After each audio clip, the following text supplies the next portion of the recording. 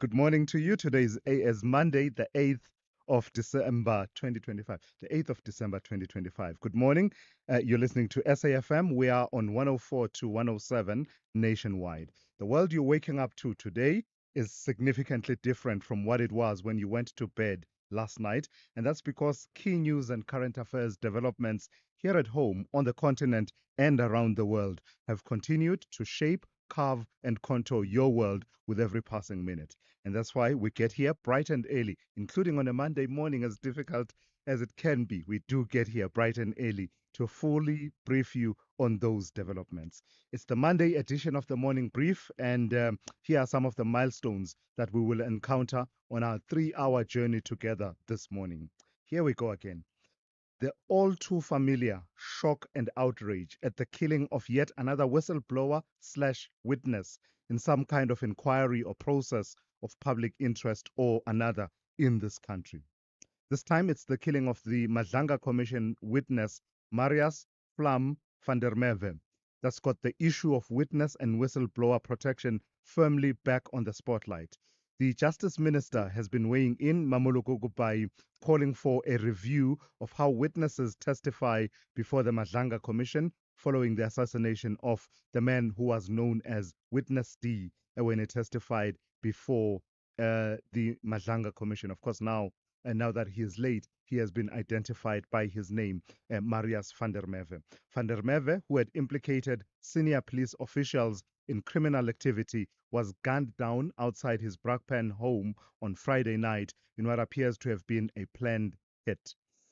His murder has intensified scrutiny, as I say, on the country's witness and whistleblower protection systems and has possibly triggered panic among other witnesses at that commission and in other processes, really, and has placed renewed pressure on government to secure participants in corruption and organized crime inquiries. So, what we will do at the start of the second hour, in that first half hour of the hour seven, we'll speak to the minister Mamoloko Gubai at the top of that hour, and immediately follow through with a conversation with Amnesty International's Genevieve Quintal. They are also weighing in, voicing their concerns about this situation, and also then speak to Cynthia Stimple, who is a whistleblower and anti corruption activist. You'll know her from the days of the Zondo Commission. She hasn't stopped and has continued to champion and campaign on this matter. So that's how we're looking in that first half hour of the second hour. With just weeks to go before the 15 January 2026 deadline for employment equity baseline reporting, employers are scrambling to meet the new rules, while the National Employers Association of South Africa warns that parts of the system are simply unworkable. Remember those regulations about employment equity that we debated at length earlier on in the year, around April or thereabouts, that have to do with the setting of sectoral targets, numerical targets that will be tracked over a period of time, building up to 2030 or thereabouts. So employers are due to report the first cycle of reporting in terms of those, and they're setting quote unquote a baseline. The deadline 15 January. So under the new baseline submission, companies must give the department a snapshot of their current workforce, reporting on hiring, promotions, and terminations, and align their equity plans with preset sectoral targets that run, as I said, until 2030. But the National Employers Association of South Africa says employers are being put in an impossible position, especially where staff refuse to self categorize, so to categorize themselves by race or disability. And that leaves companies legally obliged to classify workers themselves using historical or existing data. And there's a bit of a debate about the practicality of all of that. We'll pick up that debate at about 10 to 8 this morning with Gerard Papenfuss, who is the National Employers Association of South Africa CEO. And that conversation, as I said, at about 10 to 8 this morning.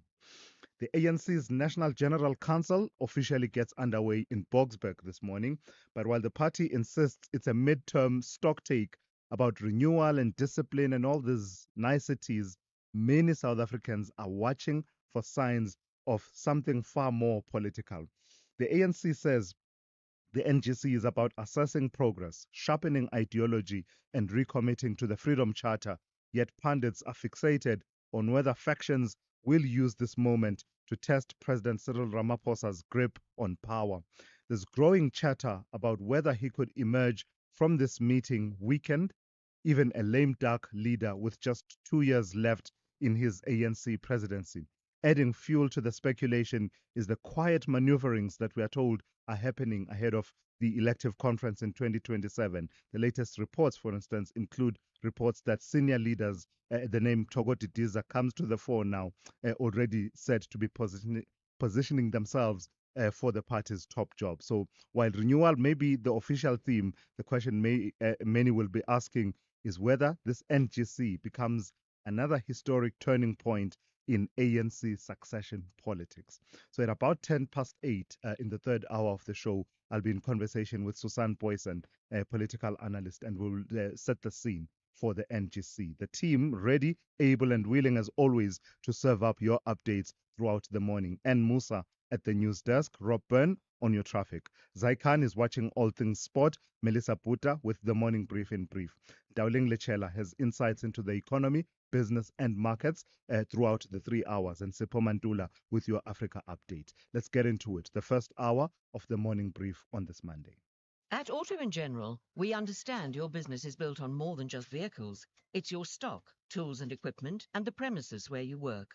Auto & General Business Insurance is designed for businesses like yours, protecting your assets against fire, theft, storms, and other unexpected events. To protect your livelihood, visit autogen.co.za and get an obligation-free business insurance quote.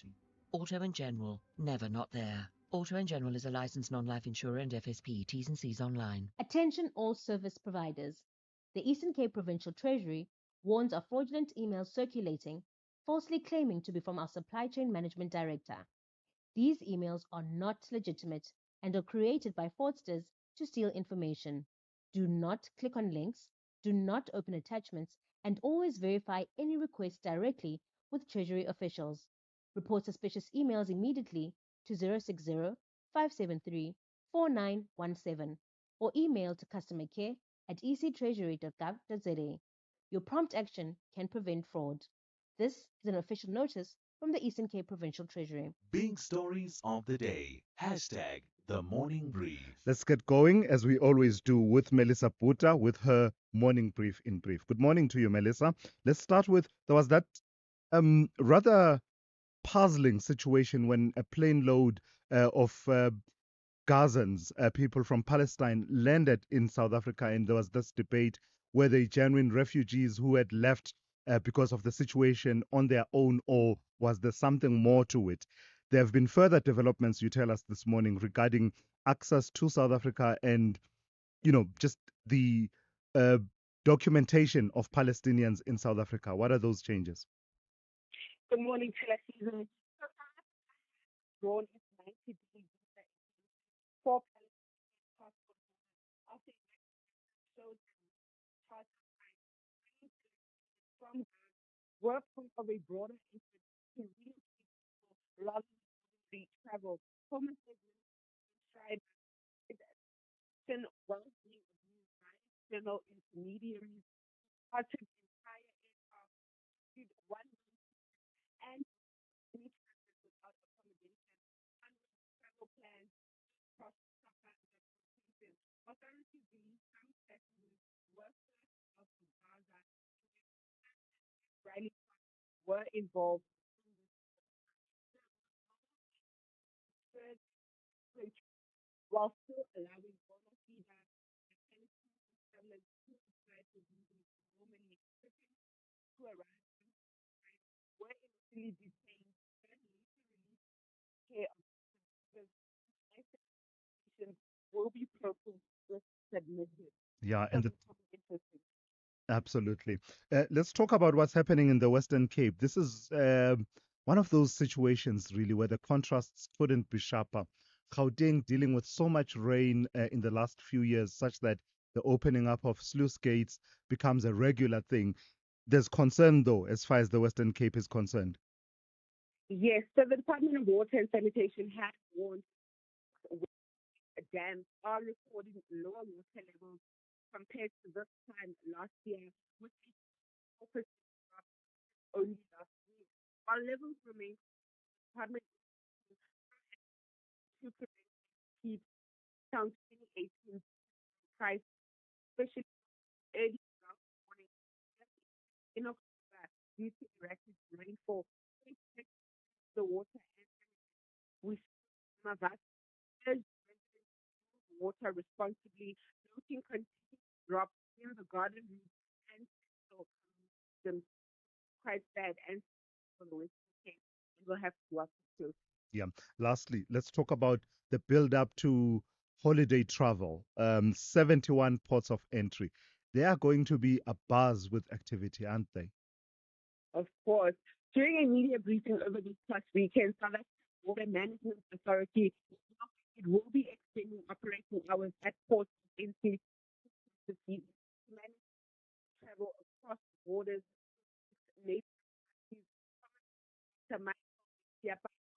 said specifically one ports rather, including land, sea, and conservation for health, biosecurity, and law enforcement operations. Necessary to make travel Zimbabwe most illegal to make phase planning post in major partnerships across the provincial government.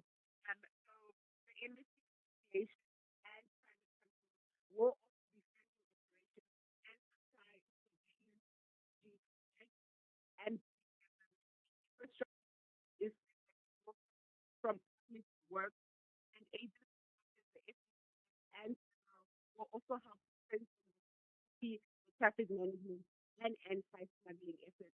So they are well in their way in Yeah. preparation. As best as they can, Melissa, given that they are operating at just 25% of the capacity that they need in terms of budget, but also in terms of personnel. But let's leave it there for now. Perhaps it's a conversation we can pick up in the coming days. Melissa Puta with the morning brief in brief.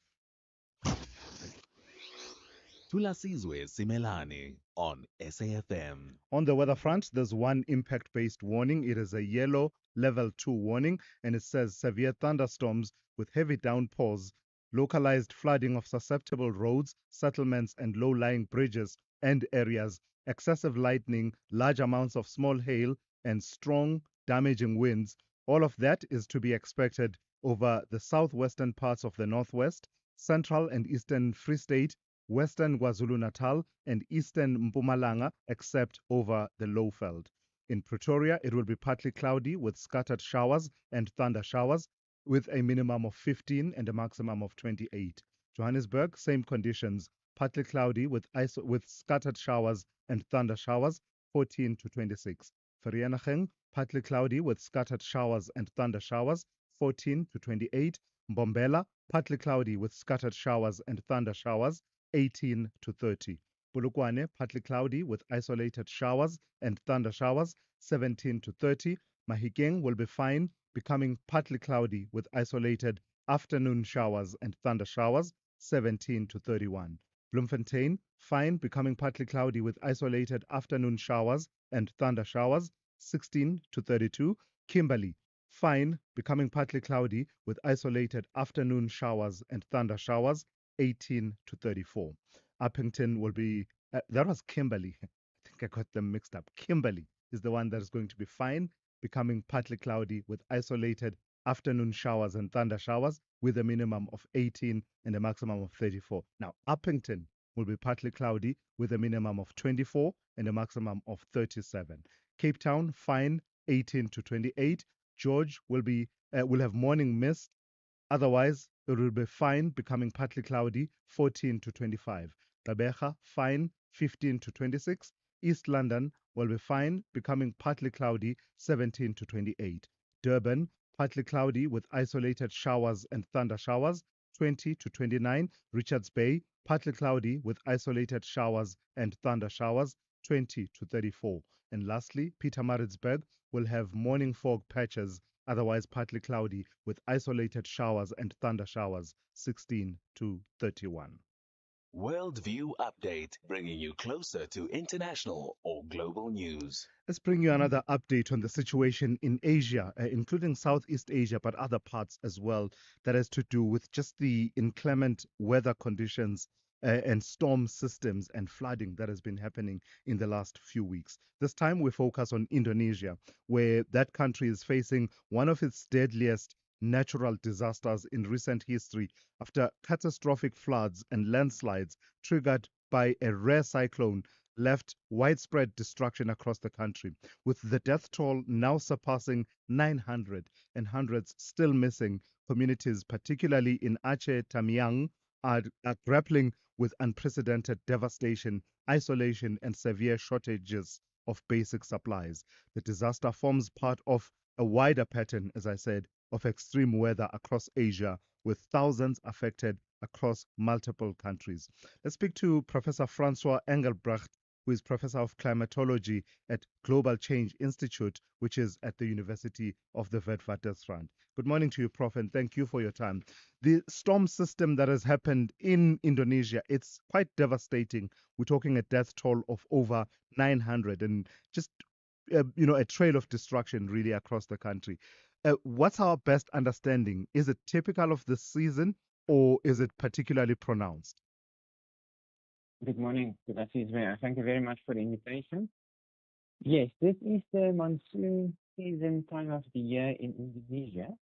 So in this part of the world, we usually have the monsoon rains between November and March. So it's in the early part of the monsoon season that this happens.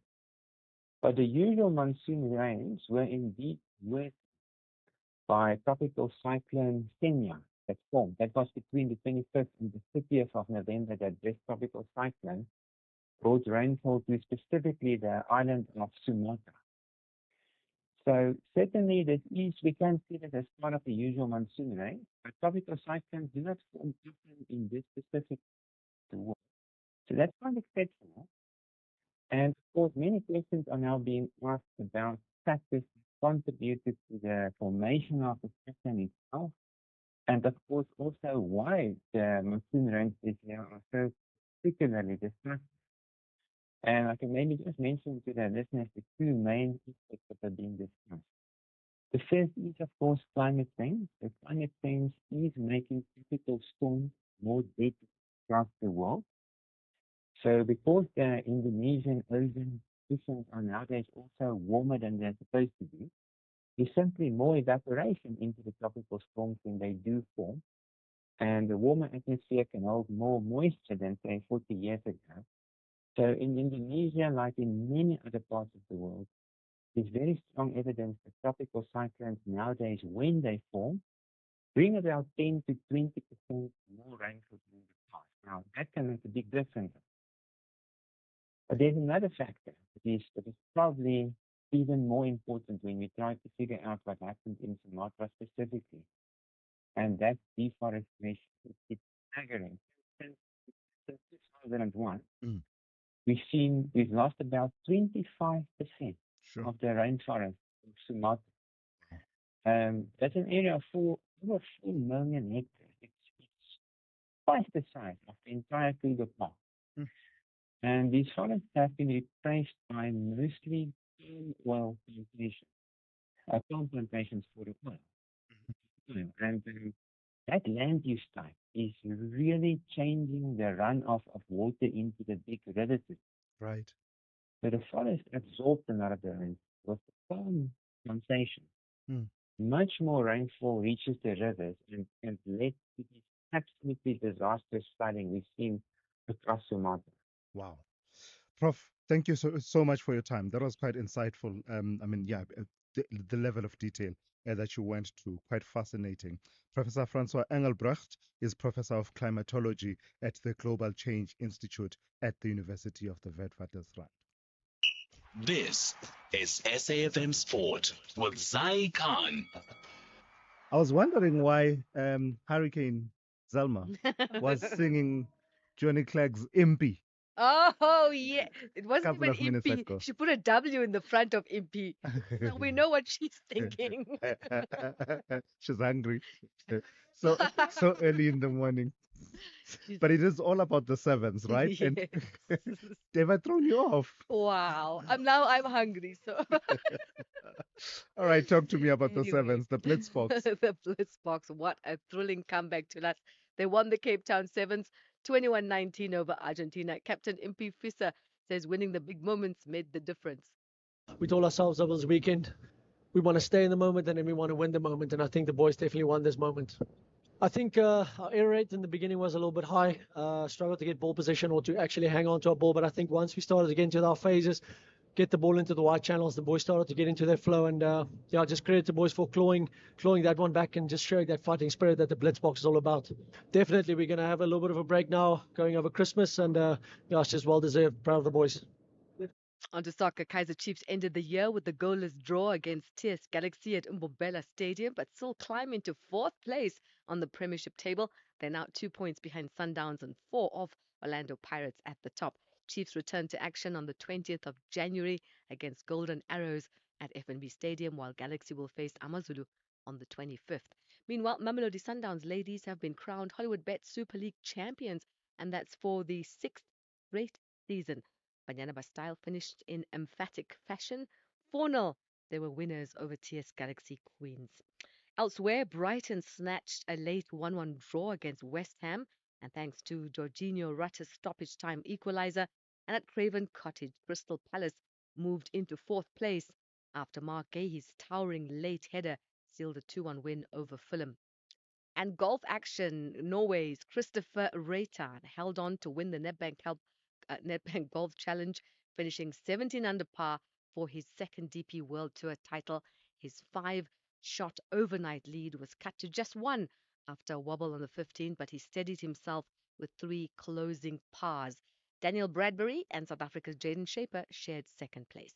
And finally, an emotional Lando Norris was crowned Formula One champion for the first time. He finished third in Abu Dhabi, exactly what he needed, as teammate Oscar Piastri backed him up to secure McLaren's first drivers and constructors double since 1998. Max Verstappen won the race in Abu Dhabi but fell 2 points short in the title battle. Here's Lando Norris.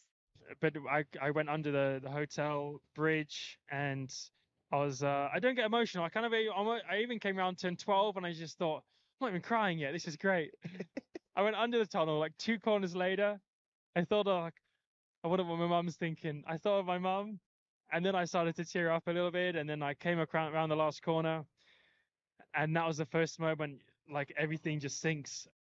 We'll be back on the podium, top of the hour for the Morning Brief Sport. I'm Zaikan. Good morning, I'm Anne Musa. In the headlines, 2 Limpopo police officers have died in a shooting incident at Nkuankua police station outside Zanin. Police say a male officer shot and killed his female colleague and later turned the gun on himself.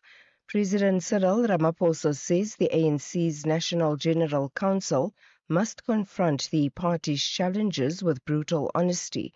The ANC president addressed party leaders and business stakeholders at the NGC Gala Dinner in Boksburg, east of Johannesburg, on the eve of the 5th NGC, which starts today. And Nigeria says its military helped thwart the attempted coup in Benin yesterday after it had been asked for help from its neighbor. I'll have details on these and other stories at 7. SAFM, guiding you through the rush hour traffic. Bad news if you're coming in from the south side of Joburg this morning. That high volume N1 is under much more pressure than normal.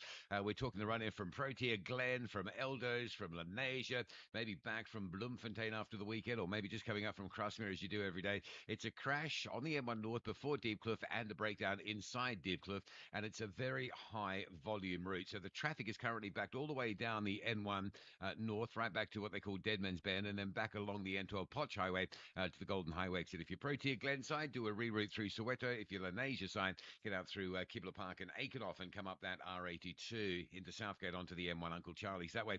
Further up the Mike One, a crash near Carr Street. So some additional delays really building up through the Crown, the Mike One North and the M2 West coming into that, both heavy. Some delays on Pretoria's N4 inbound towards the N1 Highway. First of today's breakdowns around Durban, one stuck on the N2 South going into Spaghetti Junction, big queues from Mgena Road. And the bad news, breakdown at Cliffdale, the first of today's breakdowns, heavy traffic already parking back towards Cliffdale, Key Ridge area, actually, on your way to Pietermaritzburg. And if you're coming out of Cape Town's Mitchell's Plain, very heavy as well. No traffic lights on the high volume M7 Jakes Kerrville at the R300. Both of those routes are badly backed up. With your traffic update, I'm Rob Byrne. The Business Update on SAFM. Good morning to you, Dowling. The first update of the day and of the week. Let's start with news coming out of China. Tell me about trade data surprising on the upside. Dowling? Dowling, can you hear us? Okay, we'll come back to Dowling in a moment. I don't know what's going on. Yeah, we do have her connected. Dowling, can you hear us? Yes, I can hear you. There you have it. Tell me about China's trade data Yes. surprising on the upside. So China's export passed expectations last month, plus with customs data showing that outbound increased by close to 6% from a year earlier, beating forecasts of 3.8% and rebounding from October's 1.1% decline. Imports, in the meantime, grew 1.9%, below expectations as the housing downturn in China continued to suppress consumer demand. For the first 11 months of the year, exports rose by 2%, while imports slipped 0.6%, widening the trade surplus over $1 trillion, up more than 21% year on year. On the upside, confidence improved after President Xi Jinping and President Trump agreed in late October to pause restrictive measures for a year, roll back some tariffs, and ease controls on critical minerals and technology. U.S. duties on Chinese goods remain around 47.5%, with China's tariffs near 30%. Despite the export rebound, though, factory activity contracted for an 8th month in November. Policymakers meet this month to set next year's priorities. Economists expecting growth target of around 5% and the policy. So consolidation in the streaming market and the studios behind what you and I watch when we stream. Tell me about Netflix and Warner Bros. Discovery. Honestly, one of the biggest deals for the year. The streaming giant Netflix is acquiring Warner Bros. Discovery's film studio and HBO Max in a transaction worth $70 billion, pending a bidding contest involving Paramount, Skydance, and Comcast. Now, the deal gives Netflix control of Warner Bros. Library from Harry Potter and DC films to Game of Thrones. The deal rather is taking place as Warner Bros. Also spins off its additional TV networks, including the likes of CNN and Discovery. And Netflix's co-CEO, Sid Sarandos, says the company sees the acquisition as a great chance to accelerate its global entertainment push. The deal, however, still faces major regulatory hurdles. Netflix now holding more than 300 million subscribers, Warner Bros. Sitting at 128 million. Paramount, which submitted a higher minute bid, has already accused Warner Bros. Of running an unfair sales process. As President Donald Trump also throwing his weight in the mix, warning the combined company could command a big market share. The only sailing for the parties involved. Even with that, those regulatory hurdles, Netflix and Warner Bros. Expect the deal close within 12 to 18 months. All right. Recap how we closed on Friday and how we are starting the new week. Reflecting on how markets closed stateside, stocks ended last week on a positive note, supported by soft inflation data that reinforced expectations of a rate cut at this week's Fed meeting. That optimism spilled over into local trade, with those rate cut bids pushing pushing gold prices up, and that helped drive gains on the JSE. The all share closed 1.4% higher on Friday. The rand this morning holding steady, still below 17 to the dollar, trading at 16.93 to the greenback. Then over in commodities, oil is hovering near a 2-week high, supported by hopes that a more dovish Fed will boost global growth and energy demand. It is trading above $63 a barrel. And then in Asia, this morning sentiment muted. Markets are mixed, even with stronger than expected Chinese export data and the broadly global tone. Thank you, milady. We'll talk to you in the second hour of the show. Darling Lichella will come back just after 7:30. Africa Update on SAFM. And for that, we turn to Advocate Sipho Mantula. Raz, good morning. Let's start in Benin, in Cotonou. Tell me about the situation. I mean, it's been a bit confusing, right? There was a point where it absolutely looked like the coup had taken effect, but you're reporting this morning that there was pushback and some further developments. Good morning, Tulas and Jumbo Africa to the listeners. Indeed, Tulas, when you look at the Africa is coming out this year, looking at the Foreign Affairs Minister, Olusegun Bakari, said that the government has to be control. That's what they call an apparent military coup. Tulas, this group call themselves the Military Committee or the foundation, but was to take control of this. Their situations also that the signal had been minutes. Now, in the current situation, you will recall that when down the next, so that still 8 elections means there's power since 2016. So this attempted military coup, I've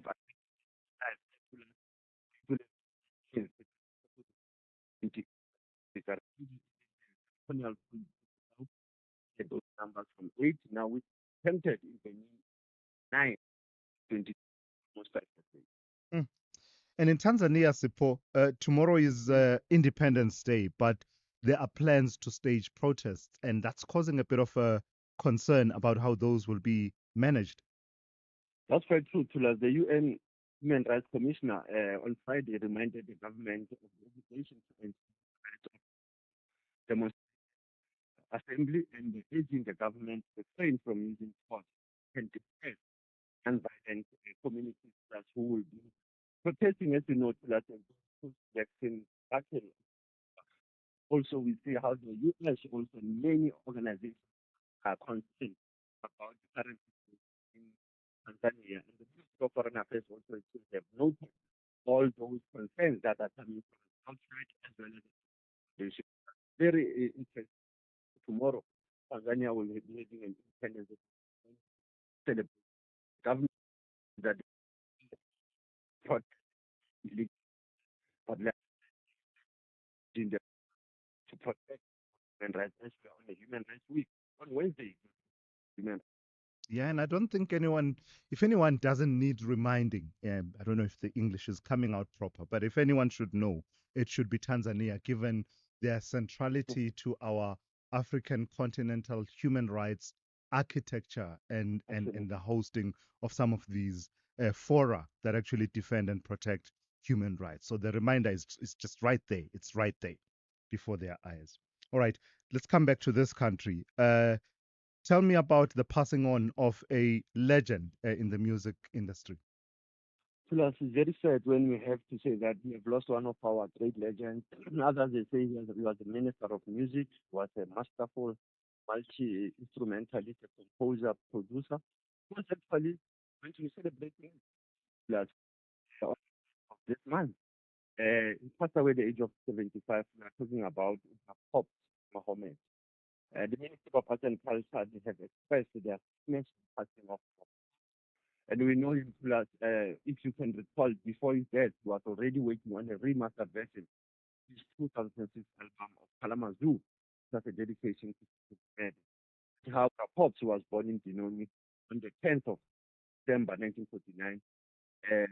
Transition at that age plus very sad. Many music lovers from Ora, Bira, all the sounds that you can say, Kwela, jazz, soul, contemporary, his has been reached all over. It's sad news. Mm. Yeah, the legends are passing on, hey? But the legacy lives on. Let's turn to your historical archives, Sipho. 8 December 1991. Something of significance in the sporting world. That's quite true, and I think Zai will have ticked quickly that it was when the South African Football Association was founded almost 84 years ago to the late George Lulek was elected as the of the first year of SAFA. You will recall to us that the sport country was racially divided in that sense. And call people like Abu Morewa also the element was elected as president. Beginning of SAFA to understand that before example, there were many racial groupings certainly SAFA tried to all of them one. And that's how we are paying tribute to all those who were in the formation of the South African Football Association. Family Dracula's this one. This is a story for Yeah. Yeah. Sipho, thank you for that. Sipho Mantula with your Africa update on this Monday morning. FlySafair is flying into summer, and so should you, with 175 daily flights to 15 sun-soaked destinations. Early bird, midday meanderer, or night owl. Whatever your travel style is, with more flights, more often to more places, you can start your holiday whenever it suits you. From seaside chills to mountain thrills, it's time to pick your favorite holiday hotspot and go. Book now at flysafair.co.za. FlySafair, for the love of flying. T's and C's apply. If your bank makes you wait for business hours to call them, then wait on hold during those business hours, you should take a second to ask why they even have your business. Join Discovery Bank to have SA's best bank for client service, available 24/7 for service exactly like no other bank. Discovery Bank is a licensed FSP and Ask Africa's Best Banking Service winner. The Morning Brief with Tulasizwe Simelane. 15 minutes to 7. Police have raised alarm over a surge in mass murders happening at illegal taverns in Gauteng, and this follows the latest deadly attack at a hostel in Atteridgeville, in Salisville, in west of Pretoria. In the early hours of Saturday morning, 3 gunmen opened fire on patrons inside an unlicensed tavern, killing 12 people, including 3 children, and injuring 13 more. The tragedy marks the 4th such mass shooting in the province this year, intensifying concerns about rampant gun violence and the dangers associated with illegal drinking venues. Let's speak to Brigadier Athlenda Mate, the National Police spokesperson. Good morning to you, and thank you for your time. We'll turn to your concerns about illegal drinking sports and how many times they feature in some of these incidents. But please give us an update on the investigation. Any leads that you are following, any arrests that have been made? A very good morning. We have been on the ground since this incident happened. Our detectives are working around the clock to find at least 3 of these suspects that we do believe that were involved in that particular shooting. We do have a possible motive, but for now we will await the National Commissioner, who is going to visit Soulsville this morning, to obviously update the nation on what we have uncovered thus far. But indeed, these illegal schedules or taverns are really posing a challenge for the police, and that's why we are intensifying our operations in conducting our inspections and shutting them down. I think from April to September of this year, we shut down 11,975 of these illegal taverns throughout the country, and we arrested, I think, more than 8,600 people that were found to be selling liquor illegally. So it poses quite a challenge, but a lot of work is going into ensuring that we detect and shut these illegal establishments down. But what about these illegal establishments make the dangers inherently higher than in the rest of society, in South African society, riddled as it is with gun violence? Because they don't comply. Remember, no firearms are allowed in such in a license establishment. So it tells you that there is no compliance first and foremost. So anyone can just go in with weapons, dangerous weapons, inside those establishments. So that's the first one that poses as a challenge, that there's no compliance. So it makes them a hotspot for these type of shootings. But it's not only the illegal establishment, even the licensed establishments are giving us a problem, because misunderstandings emanating from alcohol consumption are the leading cause of these murder and attempted murder cases. And that is why, like I've indicated, we do go and conduct our inspections to check for the compliance according to the Liquor License Act, and that's where we are picking up the problems. But with this particular case, you might find that it was a hostel. It's actually where people are staying, and then they turned it into this illegal tavern and so on. That's why you find the youngest victim was killed being 3 years of age, the other being 12 and 16, because it was like a home where these people reside, and then they just turned it into this a particular street. We do have a motive, but unfortunately, innocent people as young as 3, 12, and 16 were killed in this particular incident. But our detectives and our teams are on the ground Yeah, actively searching for these 3 gunmen. yeah.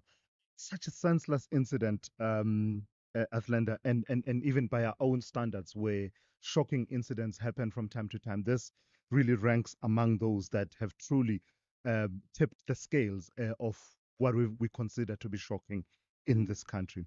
You say you have a motive, and I'm going to ask you to mention it and tell us what you are investigating around that, because I think the immediate question that comes to everyone's mind, I think, since the incident happened, is the question of why, oh why.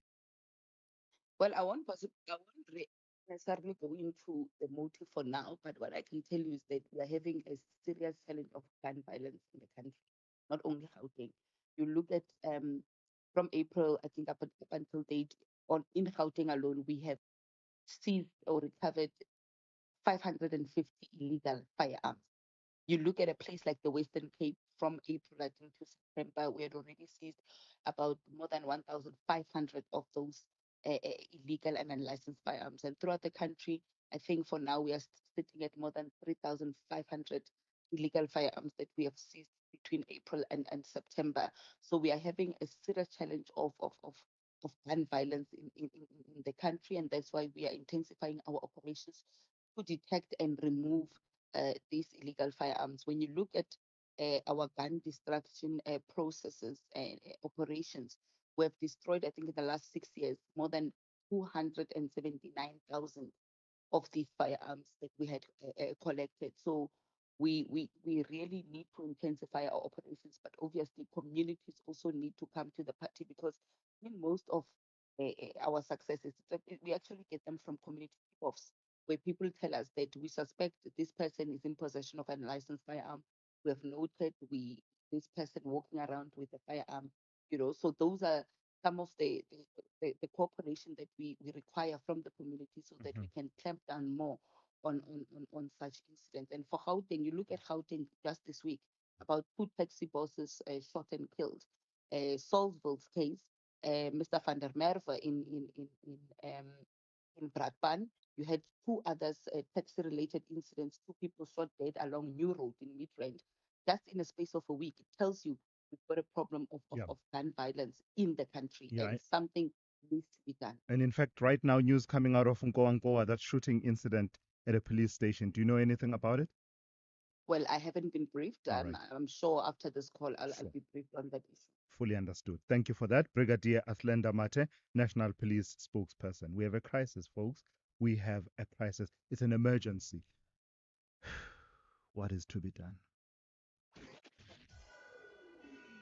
SAFM, guiding you through the rush hour traffic.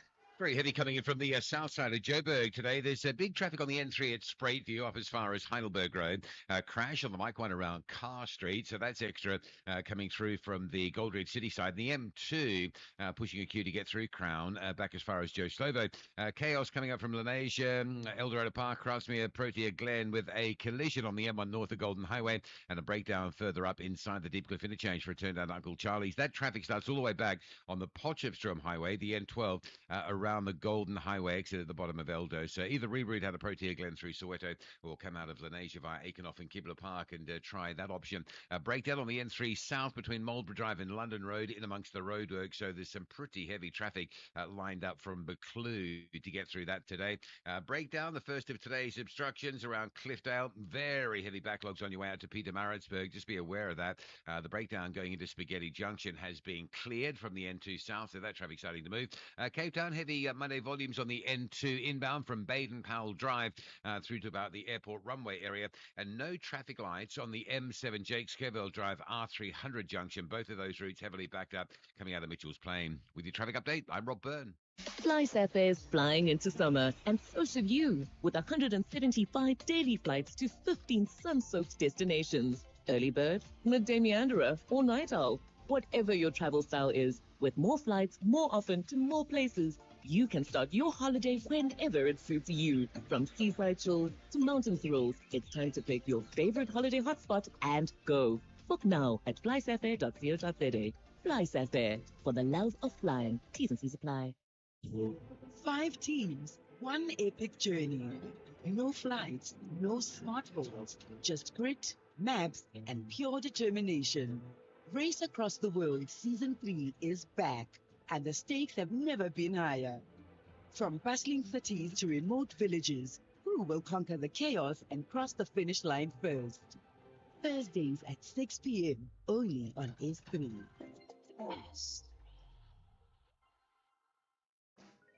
Stepping through the door, to We Buy Cars we go. Gonna treat myself this year, the prices are so low. We buy cars, we buy cars, we buy all the way. Oh, what fun it is to ride in a new car today. We buy cars, we sell all the way. Saving so much money feels like another holiday. Ho, ho, ho. We Buy Cars, the most festive way to sell and buy your car by far. This is Dula Sizwe Semelane on the Morning Brief. 5 minutes to 7. This is a story we touched on last year, I think around this time. And the reason we do that is because it has been an issue. It has been an issue, as the young people say, for the last few decades, really. Residents of Khutsong in Carltonville, Gauteng, and I think you know where we're going with this story, are living in fear as at least 18 sinkholes continue to threaten homes, infrastructure, and essential services. The latest collapse swallowed part of a yard boundary wall and 2 minibus taxis, intensifying concerns about aging sewer systems, stalled construction projects, and delayed disaster funding. With families reluctant to relocate to smaller RDP houses and authorities unable to intervene fully without a national disaster declaration, the community remains trapped in growing instability. So let's speak to Councillor Welile Fihla, who is a DA councillor from Khutsong Township, a councillor in the Mirafong local municipality. Good morning to you and thank you for your time. So just tell me about the escalation in the last few months, last few years of what has really been an ongoing problem, as I say, for at least the last 2 decades. Morning, Mavutulani. Morning to the viewers. Mavutulani, this issue of in Khutsong particular, it's a real problem because there was affected by the council to declare Mirafong in the disaster. And the officials of the municipality took the item to province, which is Panyaza on the street of the Premier Panyaza Lusufi on the street of the 18th provincial on the province. He declared Mirafong on the disaster. But even now, there is nothing that is happening. And I think this issue needs to be escalated to national because really Merafong needs to be declared under disaster. But the bigger problem is that I can't move from the 8-room house to an RDP house. Yeah. And particularly the center of black area. Mm. And in a black area, there are things that as a black person at night you are doing as an adult. Now there is no respect between the child and mom and dad. Mm. Because that too small. When you are busy Yeah. outside, they can see you now. How can they respect you? Mm. Because you don't respect your other. Yeah. So, Number two, yeah. you've got your furniture is from the 8th room. Mm. It cannot the house.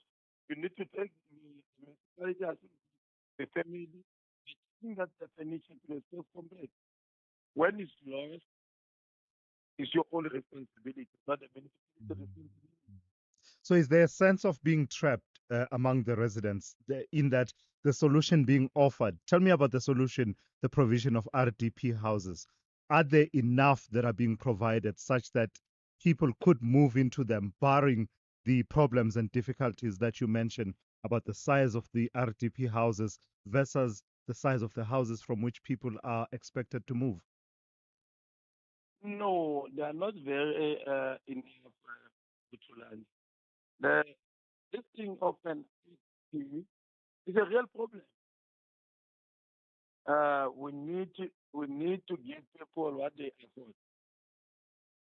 If, for example, you are giving someone an RDP and he's from 8 room, give him a compensation of something to stay in return because they use their last money of their pension. Now imagine to go from an 8 room to an RDP without any compensation from the government. You can't even develop that thing, and you have already developed your house. And secondly, there was a recent issue in Puto. Everyone saw it in the social media, news everywhere. But the problem is that when you see there was a contract that was working next to the area, that contract is in Puto. Mhm. They just took the road, and now they're working in Station 3. Mm. Without finishing the very small that is affected house. As we speak from last week. Yeah. You cannot work here and give the one every day and have a communication with the community. You cannot teach anything without a check report. Yeah. And it's as they are saying, in the place where you work, you need that. Even today, if I can take you in the viewer there, not need that. Yeah. All right. Let's leave it there for this morning. Clearly a complex issue exacerbated by some of the practices that you mentioned, but also issues of aging infrastructure not helping with the dolomitic conditions that are leading to these sinkholes. That's Councillor Welly Lefitla of the DA, a councillor in Khutsong Township, part of the Merafong local municipality. Let's go straight to N Musa on standby with the latest news. Outsurance is in the business of saving you money on your car insurance premium. If they can't, ask for 500 Rand. SMS out to 30754. That's out to 30754.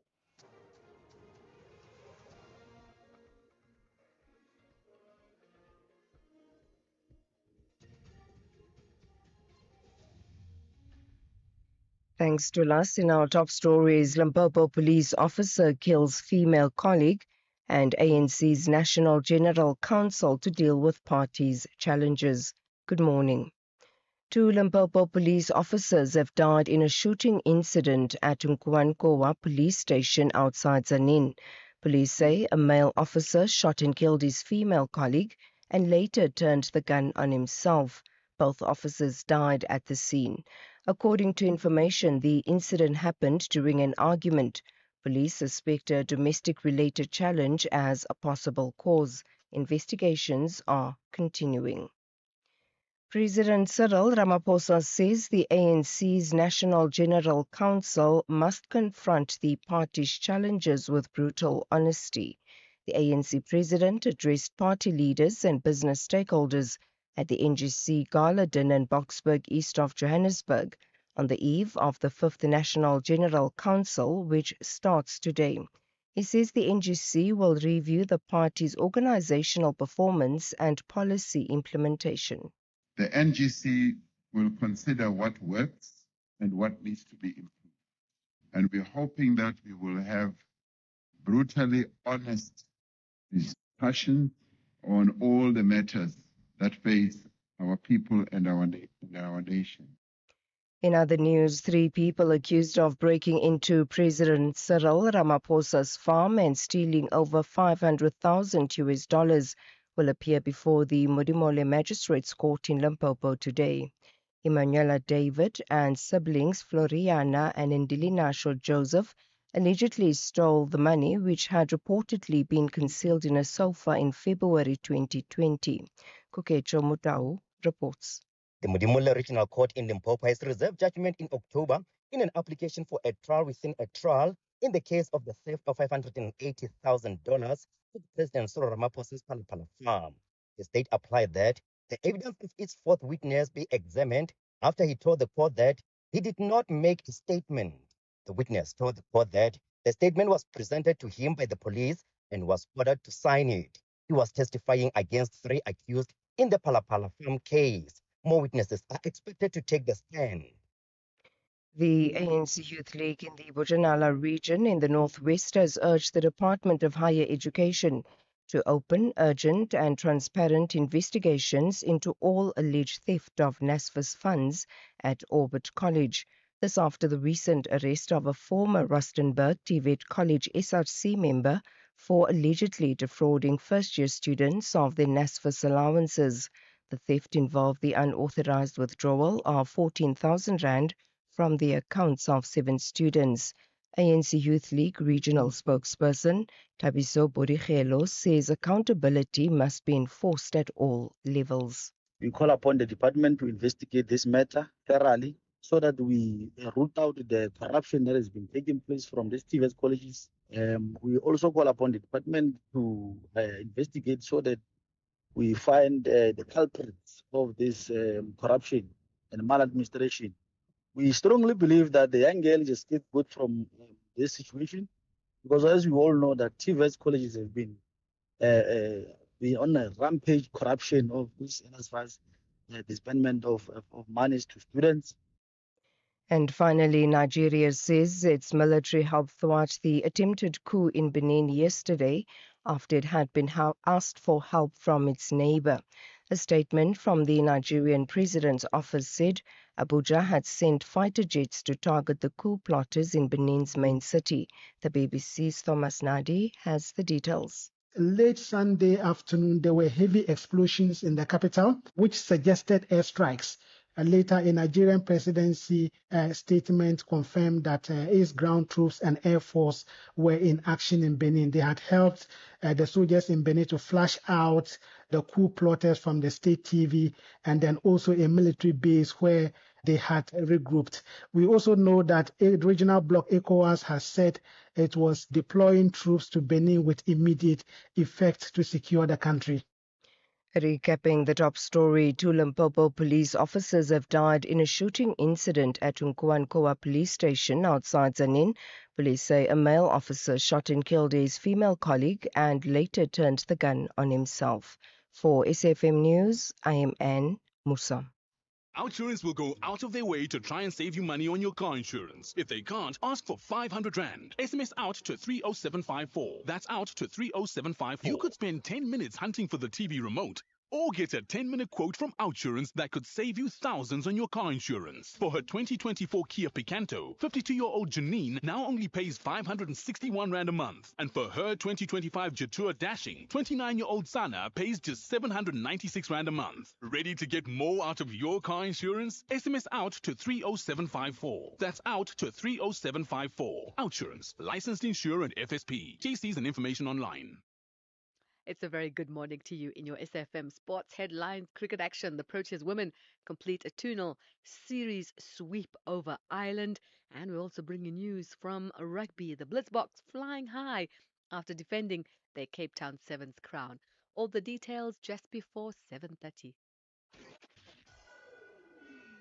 SAFM, guiding you through the rush hour traffic.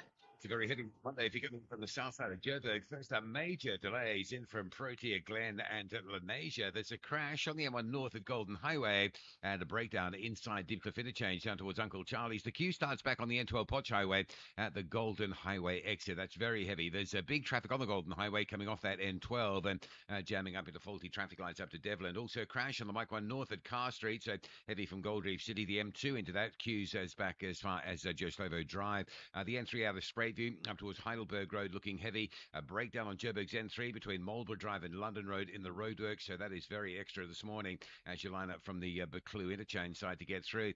Breakdown at Cliffdale. If you're on your way out to Pietermaritzburg, the news is not good. Major delays just after Shongweni. Big queues of traffic lining up to get through to that Hammersdale area. And Cape Town, the M1 inbound, heavy through Brackenfell, even heavier between Belleville and the Kuburg interchange, and a lot of traffic on the N2 this morning, queuing from Khayelitsha through to Airport Runway. No lights. M7, Jake Scoville Drive, R300. Both of those routes jam coming out of Mitchell's Plain. With your traffic update, I'm Rob Byrne.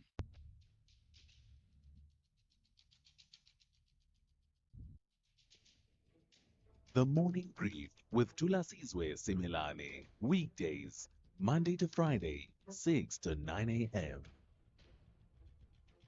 The Morning Brief with Tulasizwe Similane. Weekdays, Monday to Friday, 6 to 9 a.m. 9 minutes after 7 on this Monday. It's great to be in your company. We've got lots of ground to cover in this half hour. So I tell you what, let's just go straight into it. Let me start with this conversation with the Minister of Justice, Mameloko Gugubai, who has called for a review of how witnesses testify before the Madlanga Commission of Inquiry, and this following the assassination of Witness D, identified now after his death as former EMPD officer and whistleblower Marius van der Merwe.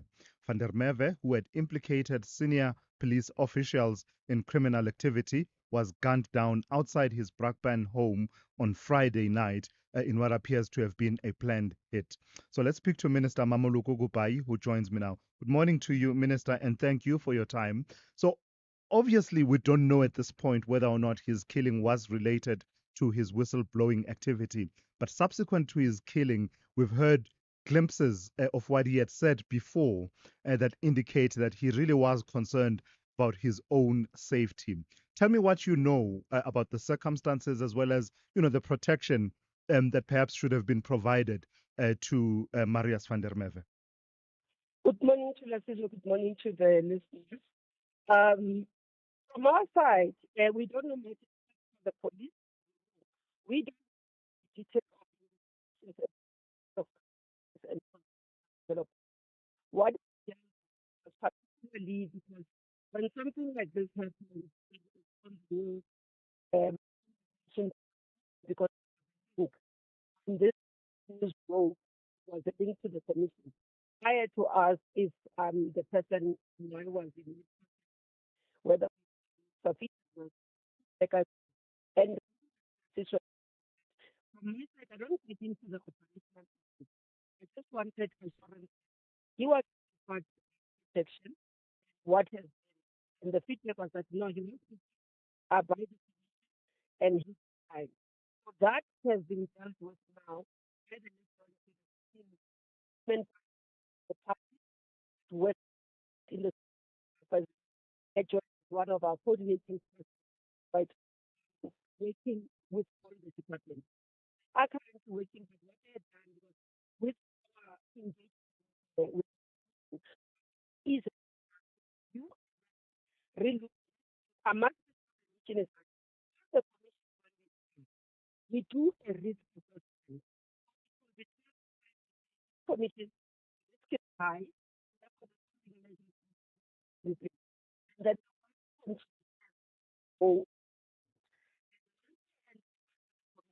then with the we had to them they even protect security as well with all of us. Found that for the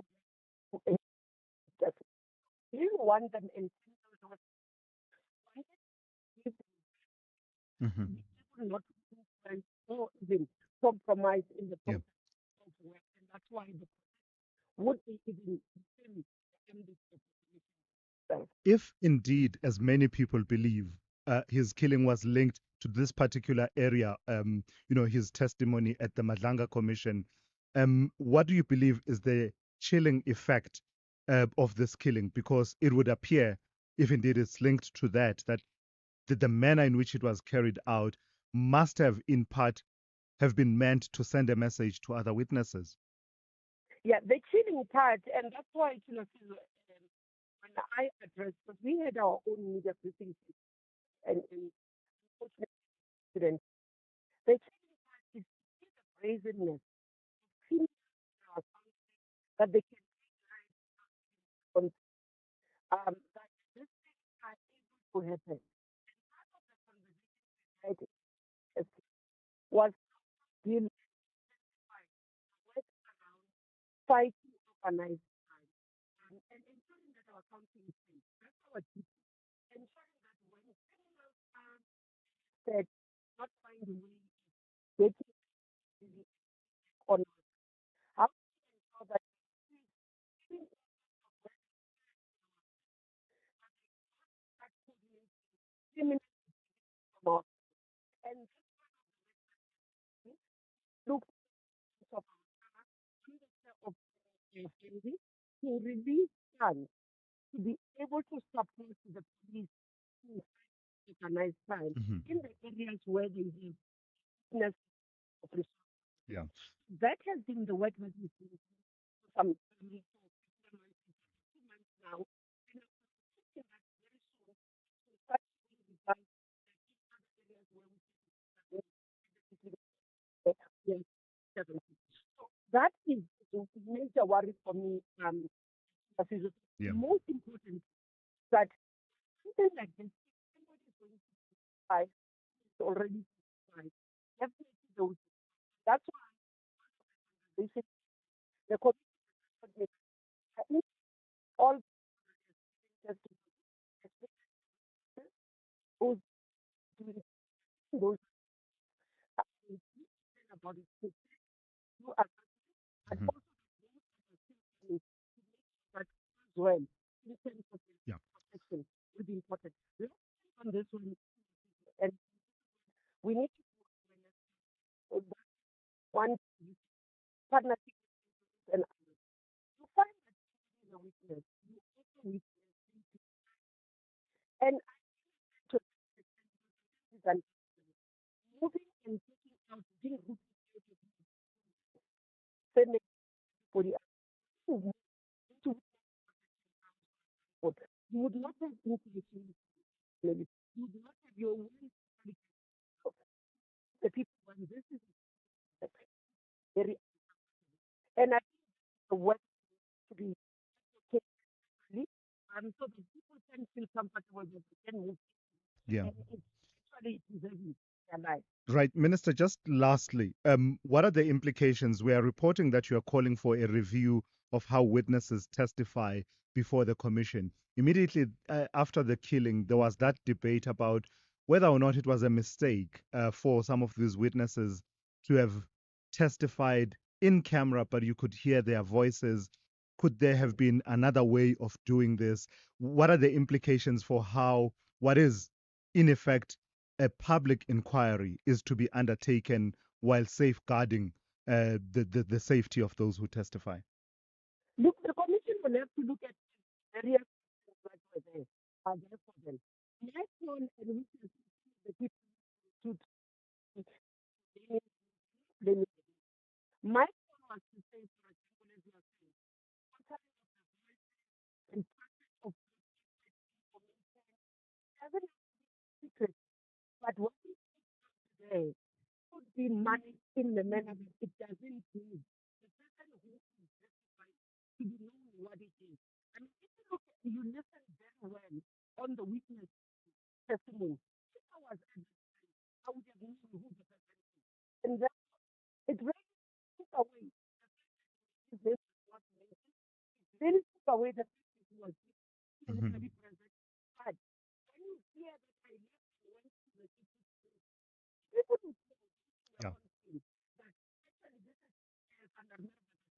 All right. That's what we are calling for. That Yeah.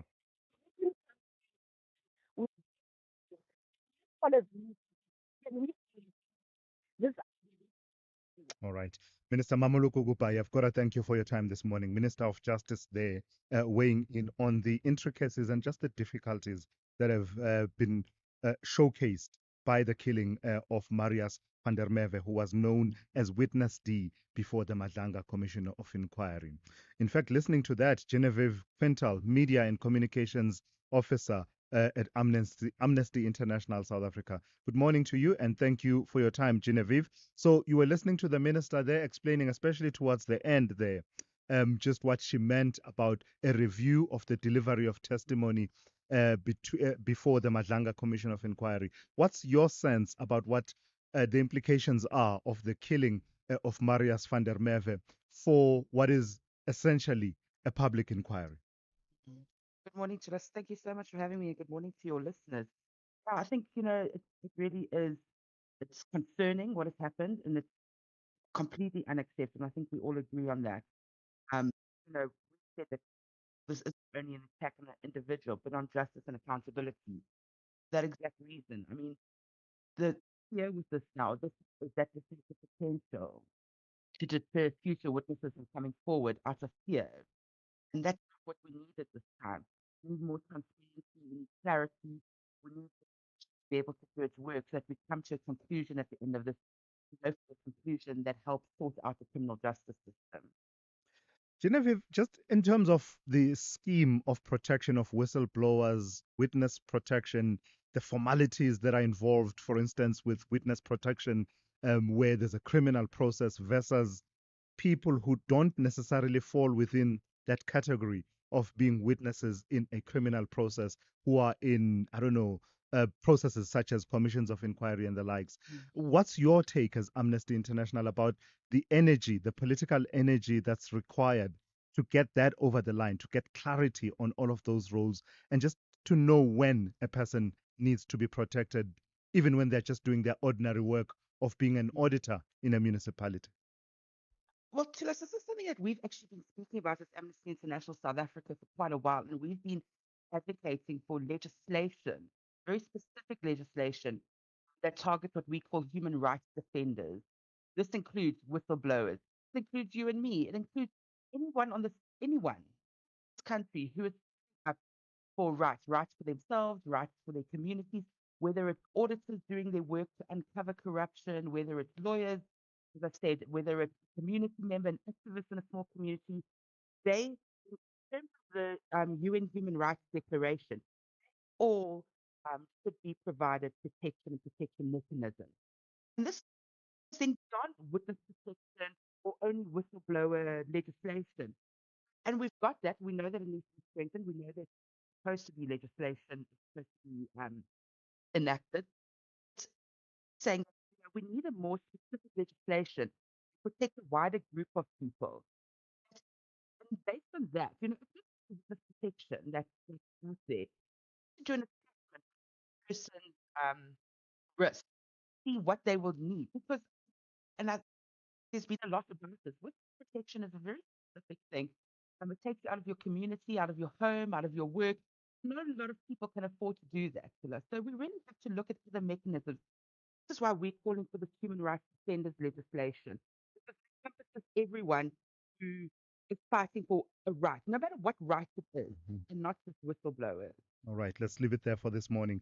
Thank you for your time. Genevieve Quintal, Media and Communications Officer at Amnesty International South Africa. Also listening to that conversation, Cynthia Stimple, a whistleblower who testified at the Zondo Commission of Inquiry, but also has been an activist on this issue of whistleblower protection. Cynthia, good morning and thank you for your time. I think the way I want to start it with you is now to the names Jimmy Mohlala, Mos Phakwe, Babita Diokaran, Mpho Mafule, Klute Marey, Sindiso Magaqa, Armand Swart, Brouwer van Niekerk, we add Marius van der Merwe, and a whole lot of others.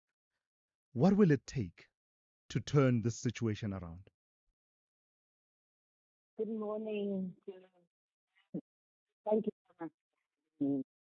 This is quite profound. What do we say? Turn this around. It just been finding names of those that have been assassinated as well. Something else. And um, and this forensic as accountants, others are just public activists, and to me, corruption and on, and hence the lives are at risk. So how can we turn this around? This is time to begin to stop corruption, because corruption, ordinary people are very lives and in that corruption and should be in that society is level of business, public sector, municipalities, and to come. So what I or as humans in the society, we've asked this legislation. What is the legislation for? But before we work to correct, we also need to cost of conduct. Serious consequences. Notice. So,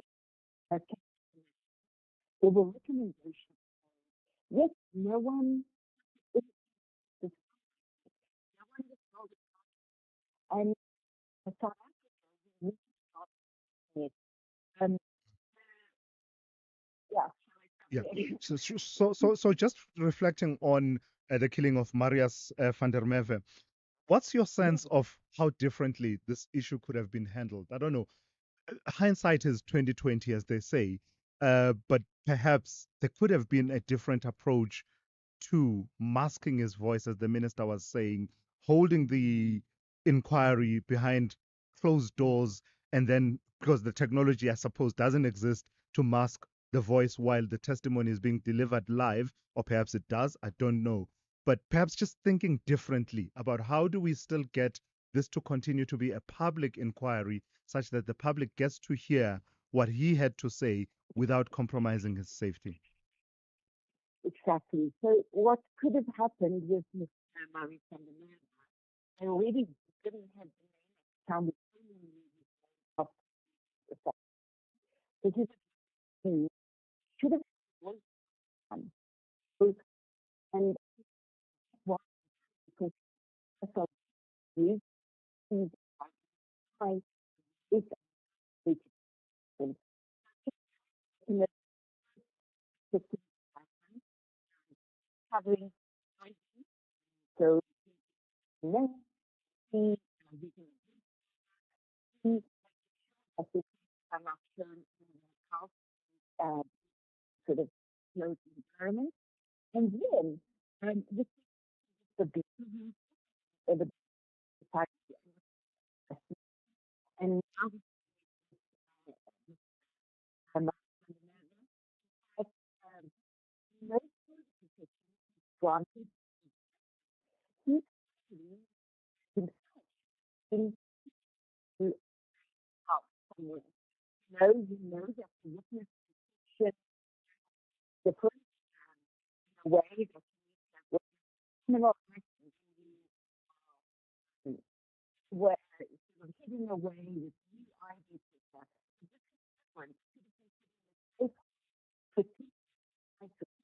It's given could have evidence almost drive around and say, and in that case, all the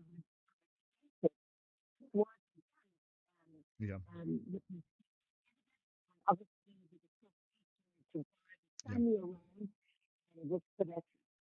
All right, let's leave it there for this morning. Cynthia Stemple, whistleblower and anti-corruption activist, weighing in on the events of the last, 72 hours or thereabouts, the killing of Marius Flam van der Merwe. This is SAFM Sport with Zai Khan. Hey, Zai, the name rolls off the tongue, man. Faye Tunnicliffe. Faye Tunnicliffe. Faye Tunnicliffe. I love the way you say that. Yeah. And the fluency of the performance goes with it as well. Oh, yes. Mm. I mean, this lady, maiden half century. And, well, she said she was a nervous wreck, but honestly, if that's nerves, then I don't know what is when you post something as fantastic as this. She was under pressure and she produced a fluent 51, helping South Africa post 201 for 5. Former captain Dane van Niekerk added 41 of 19, while Chloe Tryon struck early with the ball. So the Proteas women, they fantastically posted quite a score that Ireland never recovered from. They finished on 136 for 3. The Proteas lead the series 2-0 heading into Wednesday's final match, and that's in Benoni. Meanwhile, the Blitzboks pulled off a thrilling comeback to win the Cape Town Sevens 21-19 over Argentina. South Africa trailed 19-7 before Nabo Sokoye ignited the fight back and Shilton van Wyk's crucial turnover, setting up Christy Grobbelaar's winning try under the post. Now, the Blitzboks become the first team to defend the Cape Town title, moving joint top of the series standings. Now, Marumo Gallant's head coach, Alexander Lafitte, says Saturday's 1-0 Carling knockout final defeat to Orlando Pirates is no sign of regression. In fact, he believes it proves his young side are moving firmly in the right direction. Honestly, today we have a lot of situation. We have the ball. We use very good the ball. And for that, it's very important for the future. We continue to believe in the project, believe in the game plan, because I am sure in second part, if you continue to play this and work this, we are on the best result. Golf now. Noise. Christopher Raitan held on to win the Nedbank Golf Challenge, finishing 7 under par for his second DP World Tour title. His 5-shot overnight lead was cut to just 1 after a wobble on the 15th, but he steadied himself with 3 closing pars. Daniel Bradbury and South Africa's Jaden Shaper shared second place. Here's the Nedbank Cup winner, and it's Christopher Raitan. It was excruciating at times, the pressure, and also I didn't do myself any favors with the position that I had put myself in, but happy to get it over the line. That was a great thing. My swing wasn't cooperating today, which makes it easier on my part. But yeah, no, it's really hard to win a golf tournament, and yeah, I'm just really, really happy to get it over the line, to be honest. All right, that's your sport. We'll tee off again at the top of the hour. For the morning brief, I'm Zai Khan. Good morning, I'm Anne Musa. In the headlines, President Cyril Ramaphosa says South Africa is entering a period of economic and social renewal. He was speaking at the presidential gala dinner in Boksburg, east of Johannesburg, ahead of the ANC's National General Council. 2 Limpopo police officers have died in a shooting incident at Nkowankowa police station outside Tzaneen. Police say a male officer shot and killed his female colleague and later turned the gun on himself. And a new fire has broken out on the slopes above the Doorings in the Hex River Valley on the Cape Winelands. The Cape Winelands District Municipality's fire services crews are battling the blaze that was reported yesterday afternoon. For SAFM News, I'm Anne Musa. SAFM traffic with momentum. Just as you plan your route, only 15% of households plan for retirement. Plan yours today. Speak to a Momentum accredited financial advisor for advice that meets your context. SAFM, guiding you through the rush hour traffic.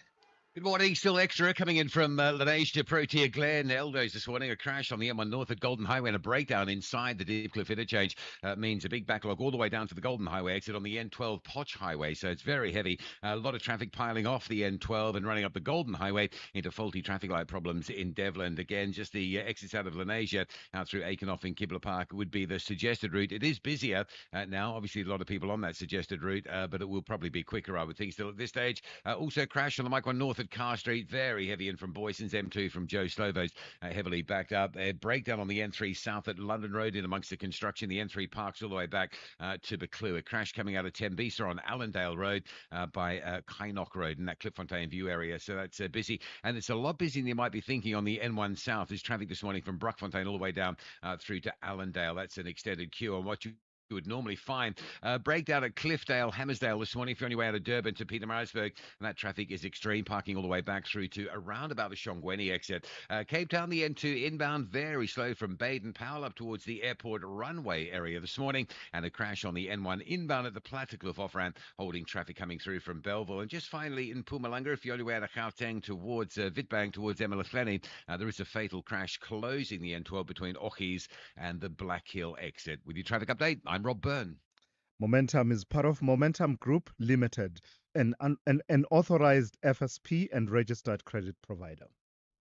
If it ain't broke, don't fix it, they say. But my toaster isn't broken exactly. It just lands my toast on the kitchen floor. You see, some things only kinda never work. Like a financial plan based on generic advice. That's why Momentum accredited financial advisors take the time to understand you, and only then apply their expertise. Advice meets your context. Momentum, your journey to success. Momentum is part of Momentum Group Limited, an authorized financial services and registered credit provider. SAFM 104 to 107 nationwide. The business update on SAFM. Hey, Dowling, good morning to you once again. Let's talk credit ratings. We had S&P and now we have Moody's coming out with a review of South Africa's credit rating, but they didn't follow suit on what S&P did they? Yeah, not as S&P's ratings upgrade was Moody's, in fact, Spoiling keeping the South mood Africa of the nation. it. You know what? People want to get an early Christmas present. Nothing. Well, the ratings agency has kept South Africa's credit rating unchanged at BA2, which is thanks to, and it's maintaining our outlook at stable. Ratings agency says the country is making progress, but still faces deep structural challenges that limit stronger economic performance.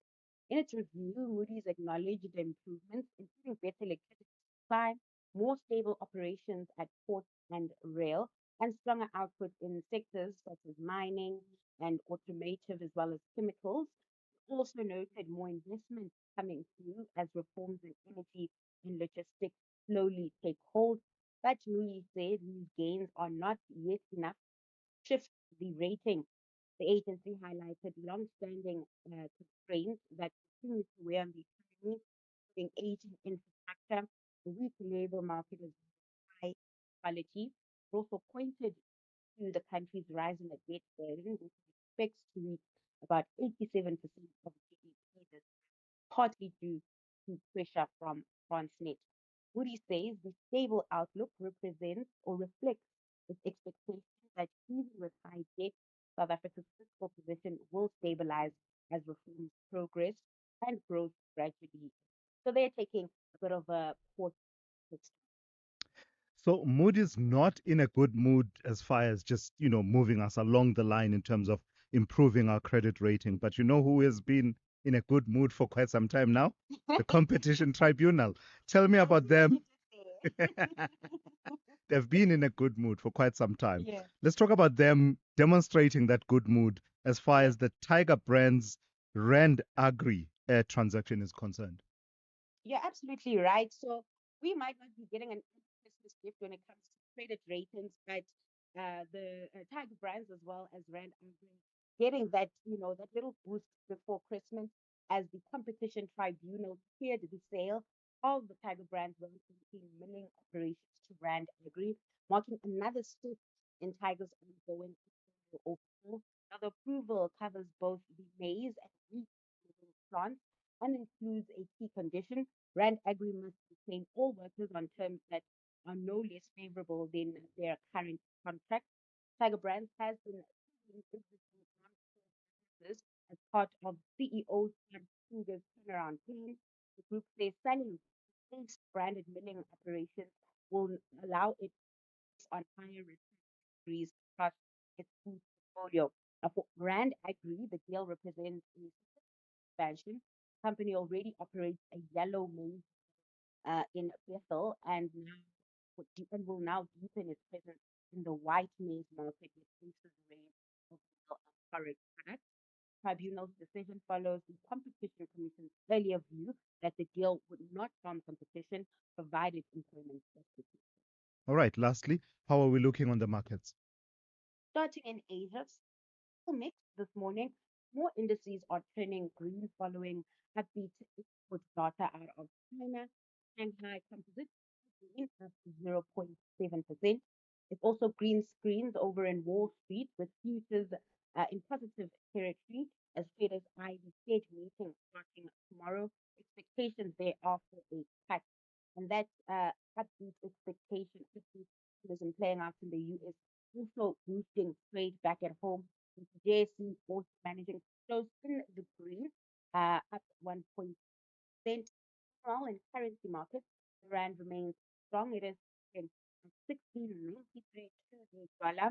Oil also on dovish sentiment around U.S. monetary policy. Brent trading above $63 a barrel this morning. All right, Ndauling, thank you for that. We'll touch base with you one more time just after 8:30 here on the morning brief. We're now going to classify gender-based violence and femicide as a crisis.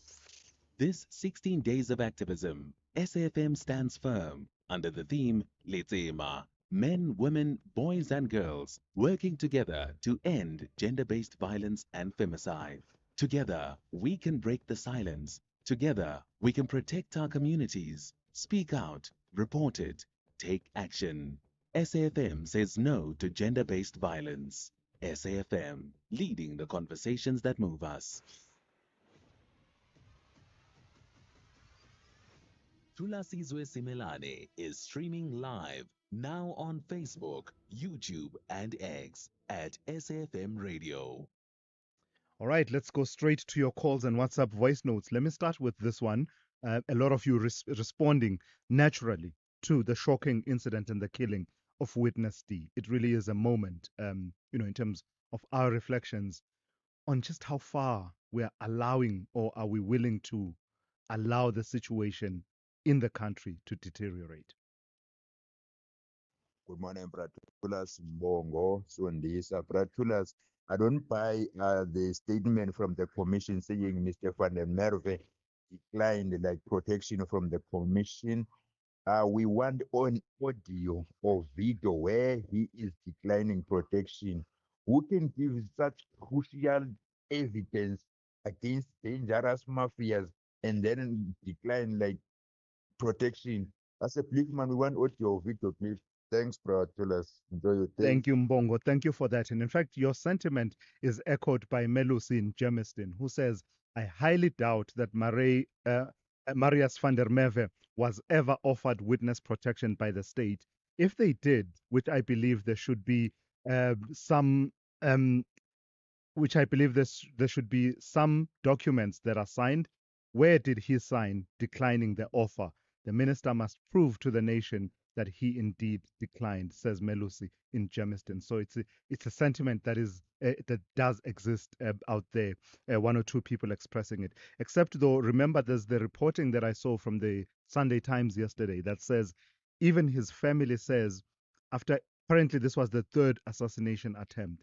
So the latest one just before this one was about 2 weeks ago, and apparently, according to the reporting of the Sunday Times, his family had said to him, please beef up security to ensure that you're safe. And apparently he had said no amount of security will save you when people are hell-bent on reaching you and killing you. So there's that element as well. But I get the skepticism of people that says, it's quite easy to claim that he declined witness protection. Prove it. And I suppose the burden then falls on the state, on the commission, to come out and tell us, he signed.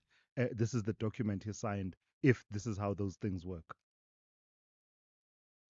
Good morning, Tulas. It's Mr. Suleiman. Yeah, the killing of Witness D, Marius van der Merwe, it's gonna be looking as though we South Africans were hiding the fact that Afrikaners were being killed. This man is Afrikaner. And now I wonder what's going to be next. All right. Thank you. Bye. Thank you for that, Mr. Suleiman. Well, I get the point you are making. South Africans are being killed. I think that's as far as I will go. And I think we've had this debate back and forth. And I wonder if him being an Afrikaner features at all in terms of when we do find out what the motives are, because you and I don't know. We strongly believe it's linked to his whistleblower activities, and I think that casts it in a different light from the debates that we were having, especially earlier on in the year. But the bottom line is South Africans are being killed for a country that's not at war at a rate that is just simply unacceptable. Let me take one more and then I'll go to the calls. Chief Turas, how are you? I'm Nathan K from Mombera. Chief Turas, if possible, I would like to ask all the listeners, somebody to explain how a banana republic is supposed to be. How a banana republic is supposed to be. Because if you are killing the witness, who was witnessing the hooligans, the people who are killing others to get money from the government, and you call that one as a country. If it's not a banana republic, I would like to ask the people, explain, give me the points how a banana republic is supposed to be. I'm Nathan K from Mombera. Bye. Thank you for that. And I like Chief Tulas, by the way. Chief, the chief. I can get used to that. Banana Republic. It's not innocuous as a title. It is laden with certain references. If you track its origins, references that were being made to banana republics. I think, I don't want to commit to the full history, but I know that it relates to references that were being made to certain countries, especially in Latin America, South America, Caribbean, how they were perceived by the United States, and I think it has its history there. So it's not innocent, the reference to a banana republic, and a lot of us use it quite easily without thinking about the history behind it. But the idea that you're seeking to communicate, I fully grasp. The idea of a state that is incapable and impotent, really, in as far as enforcing its own laws, bringing back rule of law, securing everything. These are the questions that you are talking to, the way I understand it. Let me go to, who do I start with? Let me go to Crispin in KZN. You've been holding for a while. Good morning to you, Crispin. Morning to the Israel. Yeah, I'm phoning in because I was not really provoked by the white caller who sort of whined about how white people are treated in South Africa, and I think it's so ridiculous. And I've been thinking about it. The other day I had to go to the shopping. Now I was going to different shops and dealing with different assistants, and all of whom were Zulu speakers, happy. And because I'm in that context, I speak this is with them, and the reaction I get is like so profoundly positive that I wonder why. Like, first of all, why would other white people not just bother to learn some basics in our context? This is so that they can communicate more effectively.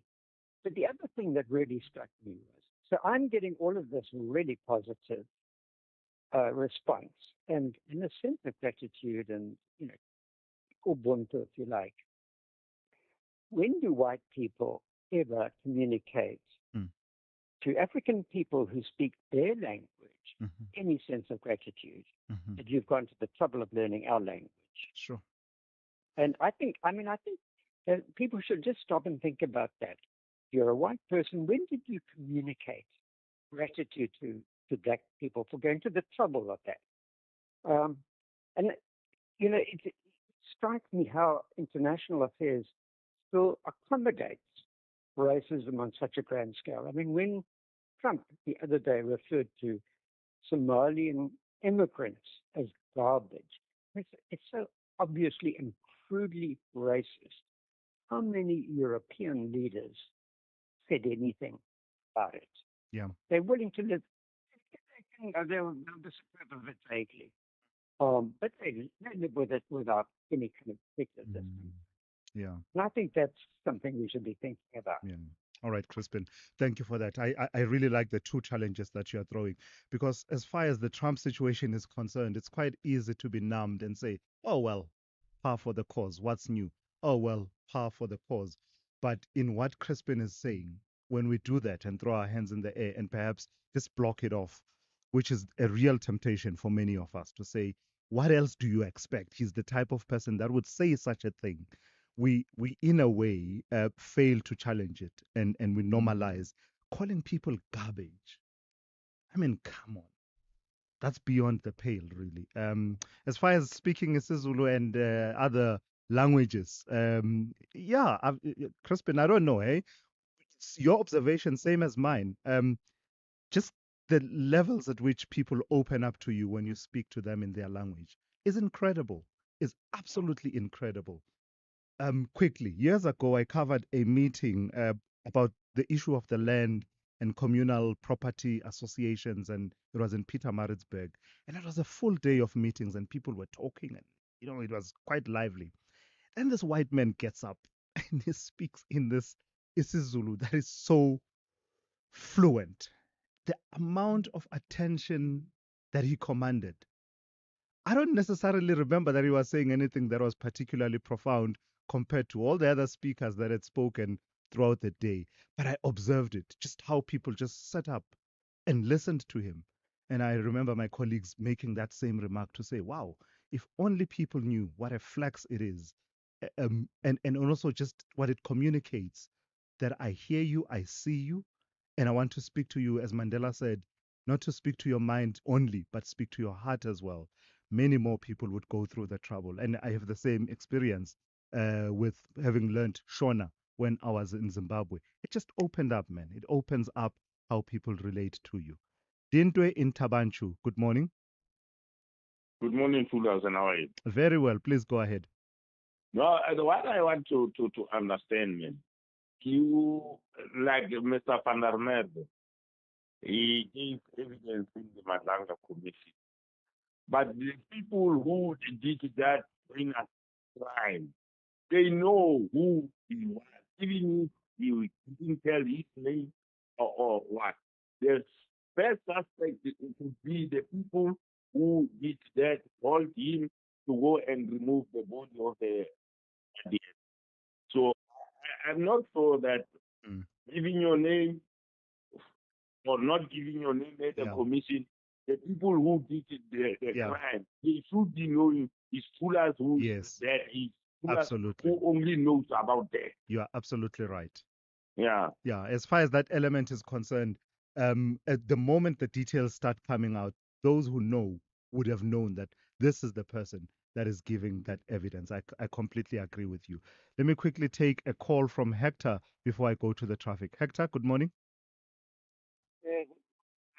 Good morning. Very well. Please go ahead. Yeah, I think there is one thing that I have not here. But maybe brought to this thing when the commission is doing its job. I think it's better to give the commission time to work before that. It must be done maybe if you want the nation to know what the after maybe 6 months after the commission is completed it, then you can go to make the nation know what was taking place. To broadcast it at the commission, you are endangering these people who are witnesses. Thank you. All right. Thank you for that, Hector. It is a difficult balance, isn't it? Because commissions of inquiry, by their very nature, being, inquisitorial and truth-seeking, they are public by their very nature.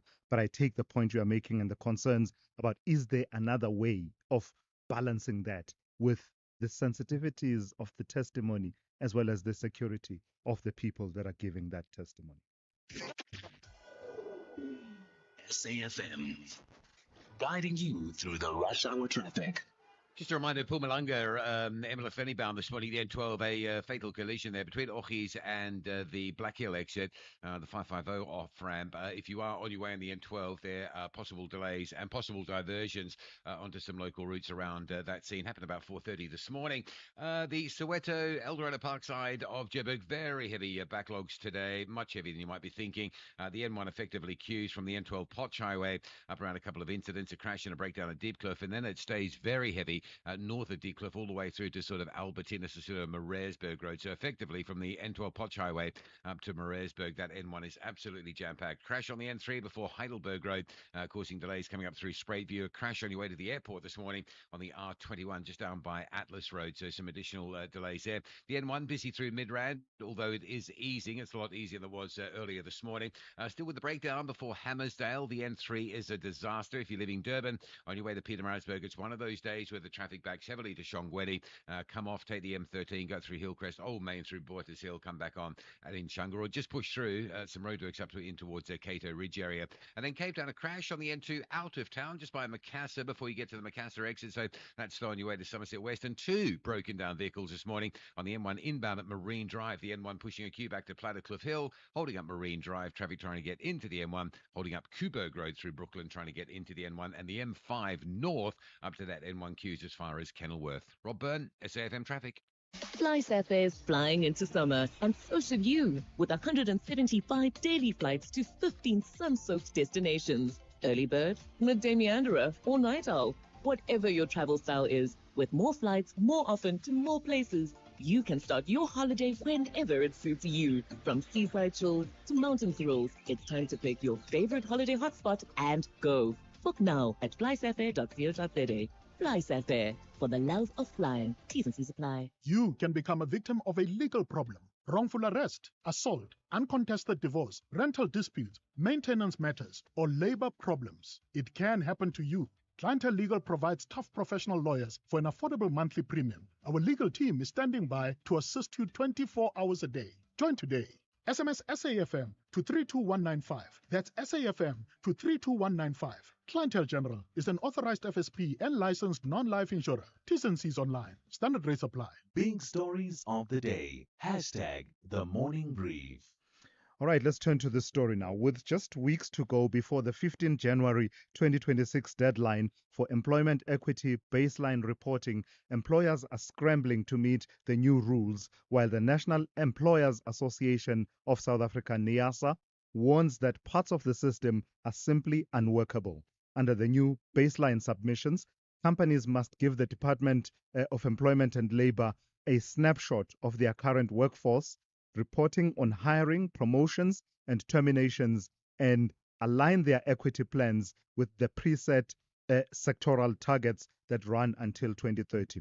But NEASA says employers are being put in an impossible position, especially where staff refuse to self-categorize by race or disability, leaving companies legally obliged to classify workers themselves using historical or existing data.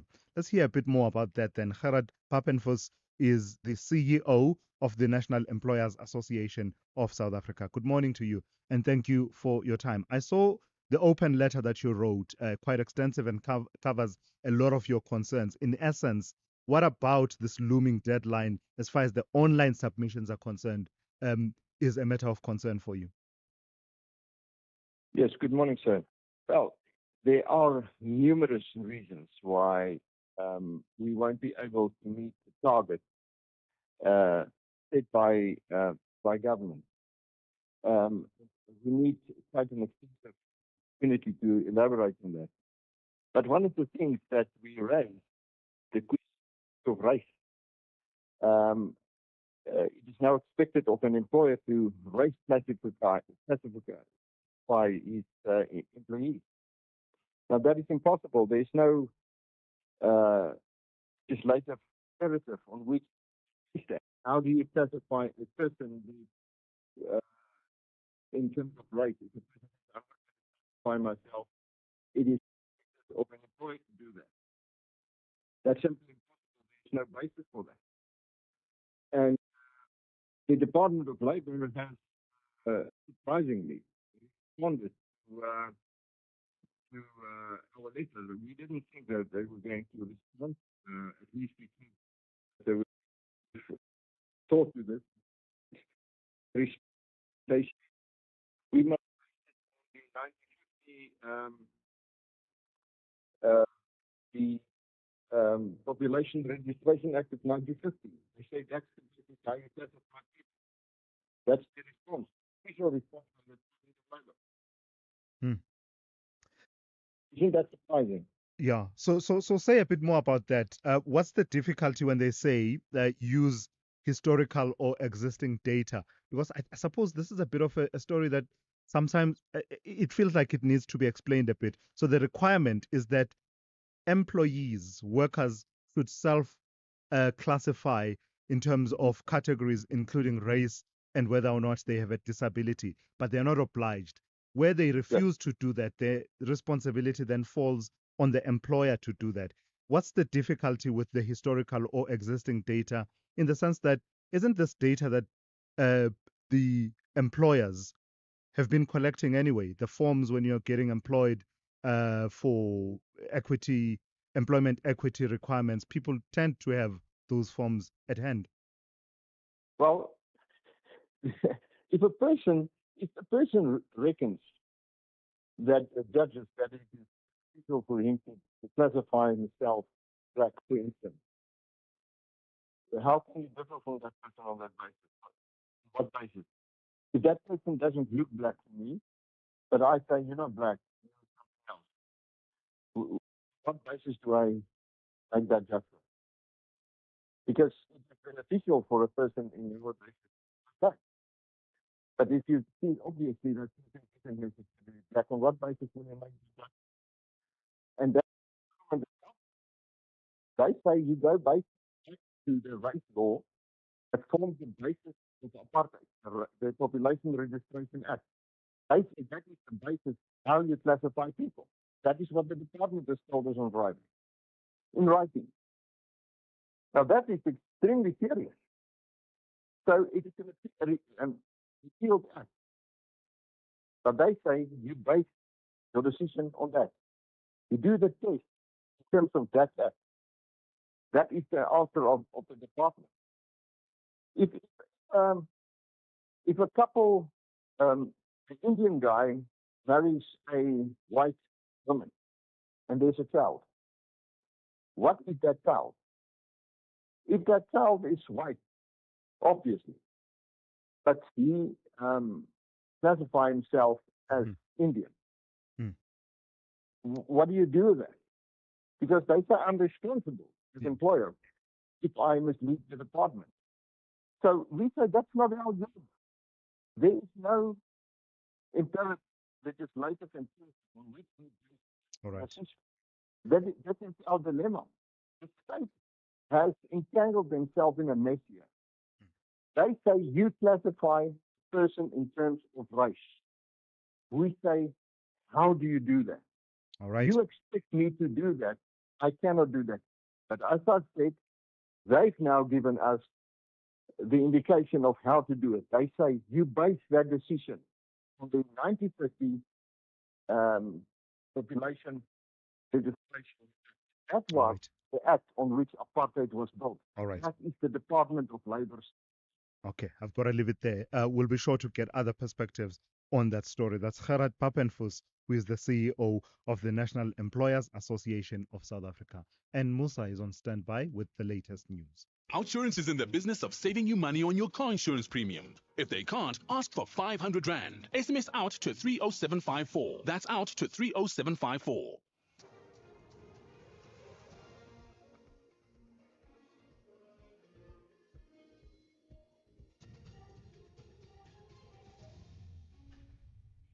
Thanks to us. In our top stories, ANC hopes to renew their political stance and Limpopo police officer kills female colleague. Good morning. President Cyril Ramaphosa says South Africa is entering a period of economic and social renewal. He was speaking at the presidential gala dinner in Boksburg, east of Johannesburg, ahead of the ANC's National General Council. Ramaphosa says stabilized electricity supply and new investment flows demonstrate key reforms are taking place. He further says delegates will reflect on the progress made since the ANC's 2022 National Conference. In recent years, we had to confront crippling energy crises, rising unemployment, which is still with us, stagnant economic growth, corruption, and the destruction of public institutions during the era of state capture. The global COVID-19 pandemic further set back our recovery, and yet we stayed the course. We persisted, determined to get our economy back on track by implementing far-reaching transformational reforms. 2 Limpopo police officers have died in a shooting incident at Nkoankoa police station outside Zanin. Police say a male officer shot and killed his female colleague and later turned the gun on himself. Both officers died at the scene. According to information, the incident happened during an argument. Police suspect a domestic-related challenge as a possible cause. Investigations are continuing. The National Taxi Alliance in Gauteng has condemned the removal of taxis from the Fourways Mall precinct in Johannesburg. Last week, JMPD officers removed taxi operators from the corner of Winnie Mandela Drive and Fourways Boulevard near the mall for operating illegally. This area has long operated as an unofficial taxi rank, and commuters have now been left stranded.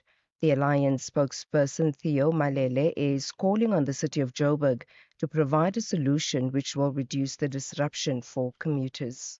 JMPD went out there and unilaterally implemented this taxis have to be removed from this area.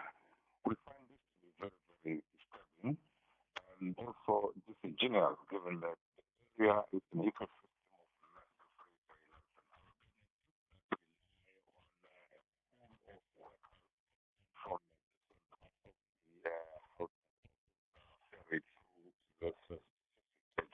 area using taxis, and the retailer also get of its customers coming through using taxis.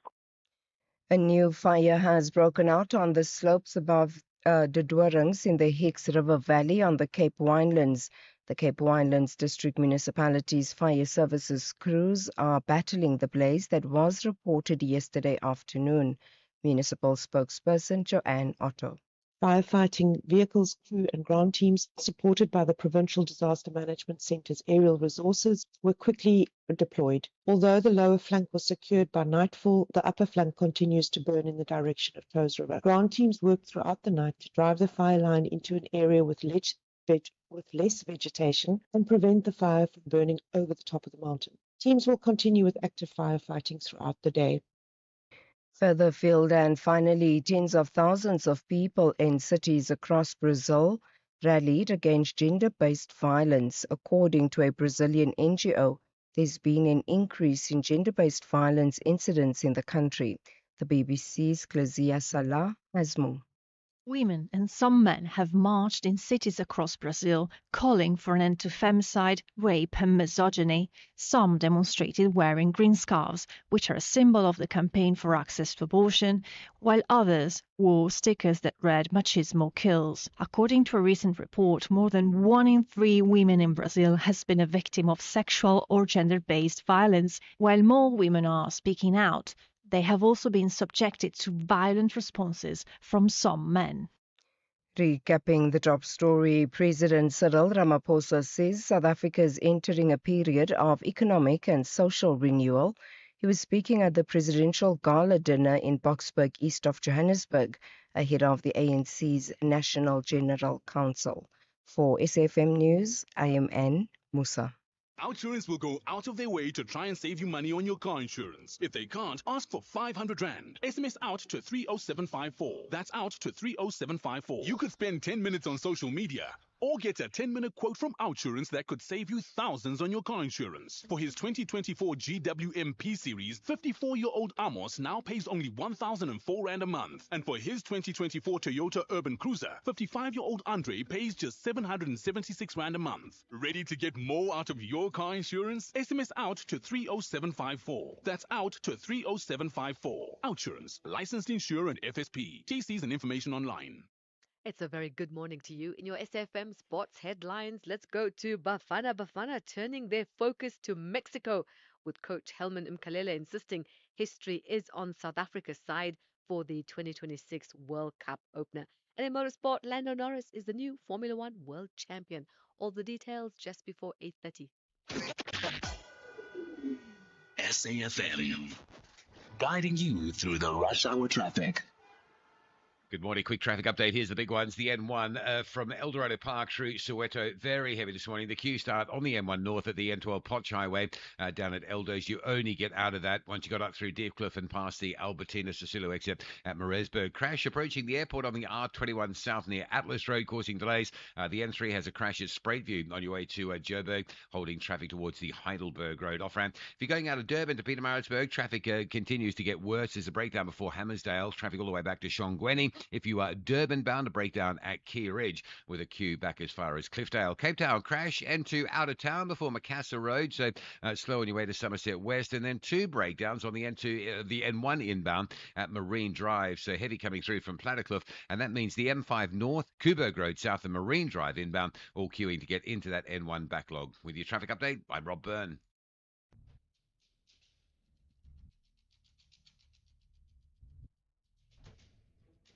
The Morning Brief with Tulasizwe Simelane. Weekdays, Monday to Friday, 6 to 9 a.m.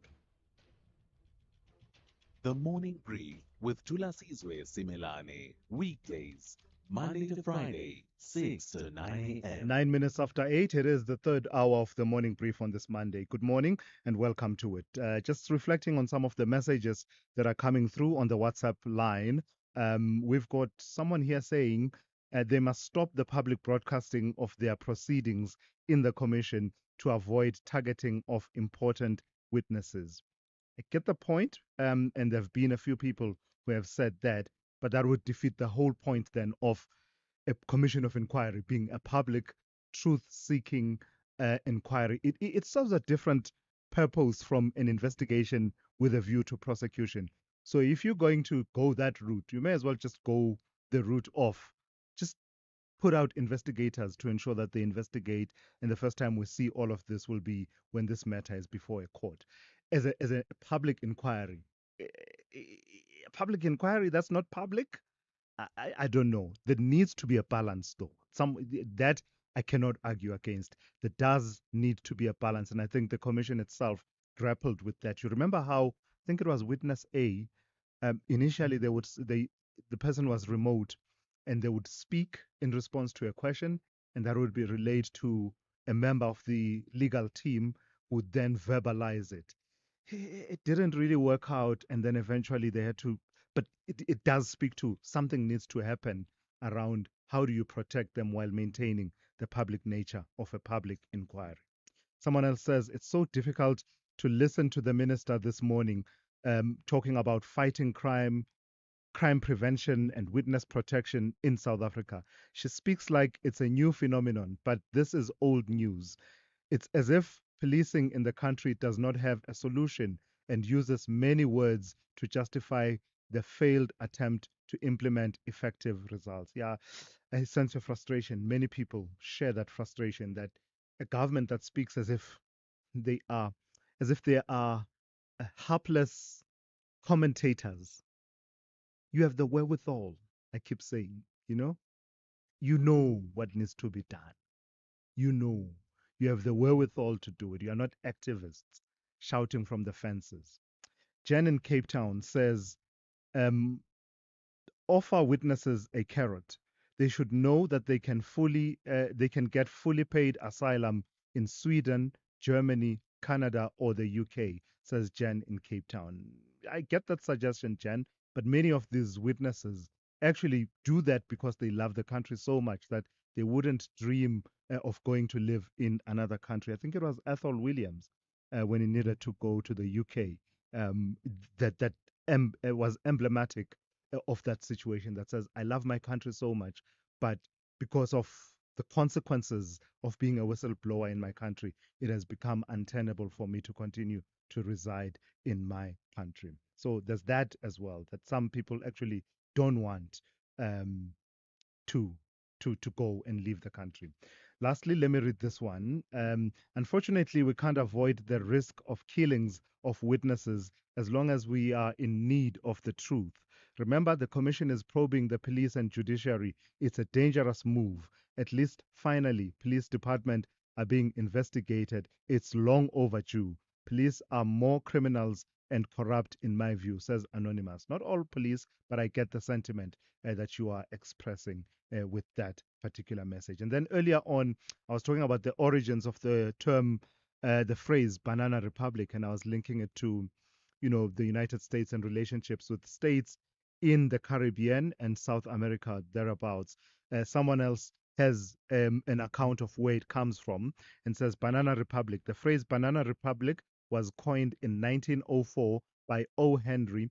In O. Henry's usage, a banana republic referred to a country that was politically unstable, held an economy dependent on a single export commodity, especially bananas, was controlled or heavily influenced by foreign companies, notably U.S. fruit corporations, had weak institutions, corruption, and military coups. Some of what you are saying there, that person not signing off, some of what you are saying resonates with some of the history that I was trying to allude to without that level of specificity that you came with. Thank you for that.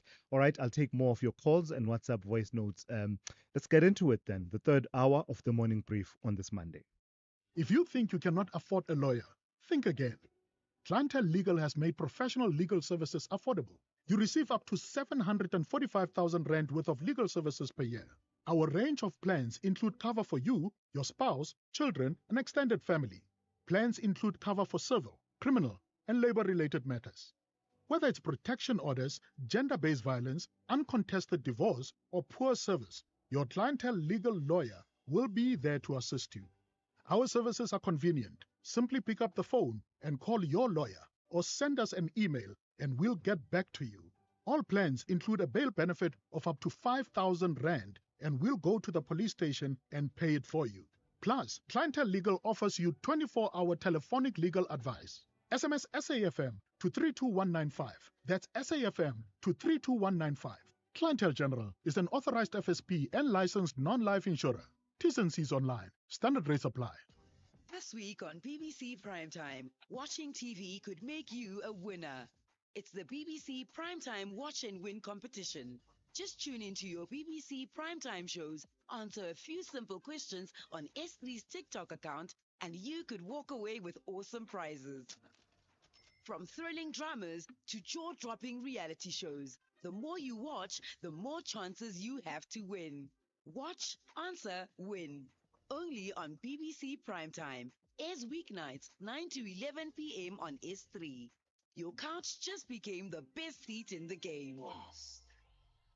The Playhouse Company proudly presents a Christmas celebration. One performance only on Saturday, 20 December at 3 p.m. Featuring Ayanda Ntanzi, Don Laka, Timothy Malloy, the powerful KwaZulu-Natal Philharmonic Orchestra, the Playhouse Chorale, and many more incredible artists. Tickets from just 200 Rand. Book at WebTickets. The ultimate spectacular Christmas show. Bold, brilliant, and not to be missed. Only at the Playhouse Company.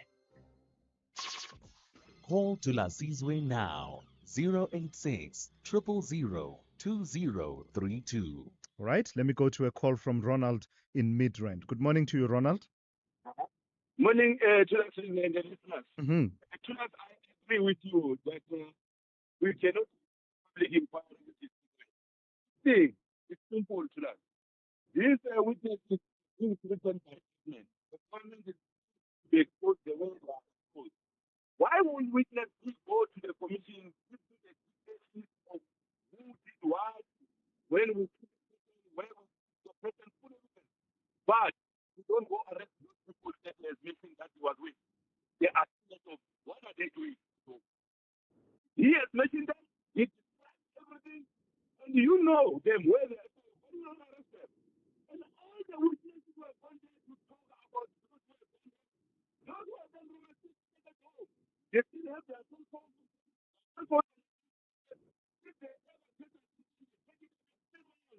give you enough time to delete every information that is incriminating. Why would it be like that? Sure. A person just put there, a study, is the one who comes to the body. Yeah. And so on. We don't know about them. Because they want to give them enough time to prepare and plan for it. So that those who have more information than that one.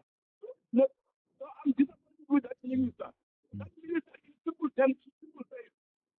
It's the argument we used to have in the past that women are raped ministers. Until men raping women babies who are not wearing ministers. So that's the argument. Don't talk in public. That will be killed. She doesn't say anything that those who killed that one will be prosecuted. She doesn't inspire confidence. You listen to her and you are a witness. You say, yeah, even the minister said, mustn't go to the inquiry. They want to kill the inquiry. The inquiry is acting much more than they imagine. Sure, Ronald, strong sentiment. Thank you for that. And I get fully the point that you are making. Isn't that intel? And perhaps not perhaps intel, but perhaps just by the nature of the evidence being given, should your sensitivity not be heightened that the risk exists and the movements around the investigation that the person was testifying to? IPID, for example, we're told, has been investigating this whole allegation of a cover-up of a murder. How far is that? Who's been arrested in connection with that? I get the point that you were making in relation to that. Let me take some of your voice notes. Hi, Bratulas. It's Thomas here, man. We really want to see that evidence where Van der Merwe was declining the protection. So they mustn't just come to the national radio and say Van der Merwe declined the protection without them issuing the audio or the video stating him declining the protection from the commission. Thank you. To us, to us, arrogant judge Rata, the judge who is presiding over Seven trial, called South Africa a banana republic. But the judge was removed for just saying this in the beginning. It's difficult to understand these things if you are not educated. Thank All right, thank you for that. We'll come back to your voice notes and calls a bit later on. I don't love going to school. I don't love sitting in a classroom with 50 other children, but I do love learning. Yakuthanda ukufunda isiXhosa as a language.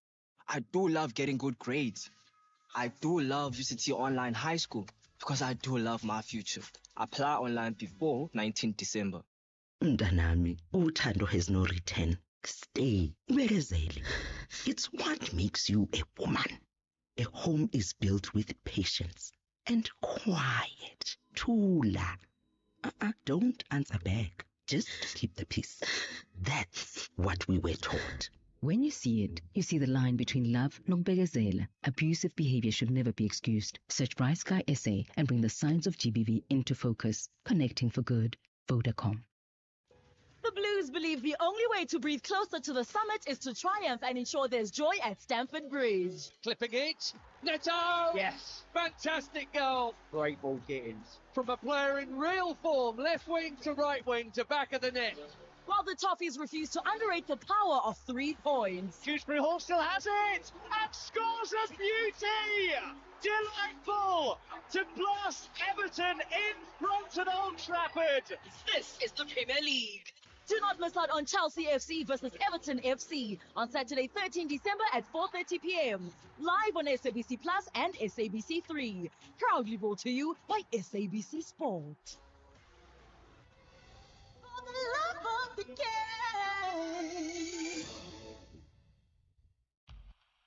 Tulasizwe Simelane on the Morning Brief. Weekdays, Monday to Friday, 6 to 9 a.m. 22 minutes after 8, the ANC's National General Council, the NGC, officially gets underway in Boksburg in Gauteng this morning. But while the party insists it's a midterm stocktake about renewal and discipline, many South Africans are watching for signs of something far more political. The ANC says the NGC is about assessing progress, sharpening ideology, and recommitting to the Freedom Charter, yet pundits are fixated on whether factions will use this moment to test President Cyril Ramaphosa's grip on power. There's growing chatter about whether he could emerge from this meeting weakened or even strengthened, who knows, or perhaps even a lame duck leader with just 2 years left in his ANC presidency. And that adding to fuel that speculation is the quiet maneuverings that we are told are already happening ahead of the 2027 elective conference. Let's speak to Professor Susan Boyson, political analyst, who joins me now. Good morning to you, and thank you for your time. Why, Prof, is it that the NGC has a specific purpose, and I think many people know and accept what the purpose is, but the conversation around the presidency, the president's tenure in office ahead of 2027 leading to 2029, and that interregnum, that period in between the new ANC term and the elections. Why does that come to the fore immediately? And good morning to this, Israel. Indeed, it's a dual project that we see the ANC pursues in these conferences. Yes, it has to take stock, and yes, it has to see how it can possibly fine-tune in preparation for a next election where the votes are 2024 and the ANC's loss of political power and majority really looms very, very large. And so it has to be for the ANC to take stock and to correct and to give out a message. Imaging and messaging is a huge part of the South meeting. And they want to tell an electorate, yes, possibly even, that is the ANC dream, regain an outright majority. So this is a large. And the leaders are all mobilized around this task. But the policy making and government constitution is not a simple issue in the ANC anymore. The coalition nature of current and future, in all likelihood, future government, really looms large. And we see how internally the ANC factions, not just pundits, but are starting to take in on that. It has been for a while. Internally, factions, alignment, new deals at whatever level in the ANC, they very often have a direct bearing on the ANC factions are construing and using government of national unity, coalition politics, and possible coalition partners available to the ANC as mobilization tools in order to compile slates. We've seen this in the election of the Issa Masuka woman, very important in Johannesburg, quite recent over the weekend. And that was one illustration, a very vivid illustration of how factions are aligning and lining up, use for coalition partners, possible coalition policy and government policy in a process to create and mobilize. At the time, quite frankly, where I think the electorate and South Africans in general feel evidence that this party in control of government, especially also not just the socioeconomic development and transformation issues that are very essential, but also the judicial and security country. That is where I think the big task is for a party like the ANC to play. And there's a history and a context for it, isn't there, Prof, about the importance that people attach to gatherings such as the National General Council and, the policy conference that's held in an elective conference year. There's a history and a context for it being a staging post for people that have presidential ambitions, especially in a context where President Ramaphosa cannot serve another term in terms of the state in the presidency. in the ANC, nothing really bars him, but he's unlikely to seek another term.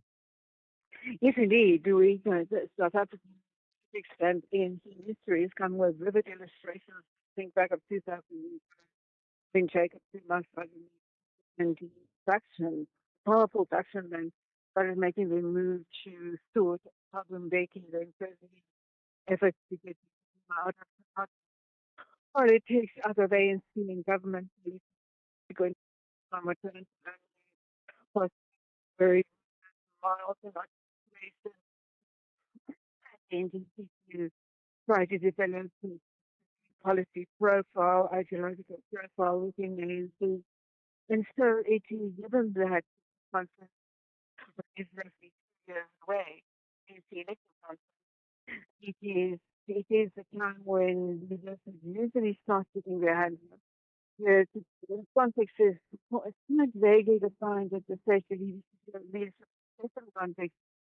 And because probably there is still a refusal to believe that the most obviously available candidates do not seem to have current indications and leadership processes in government do not seem to have made a big impact and are not persuading the electorate that these are future leaders of the country.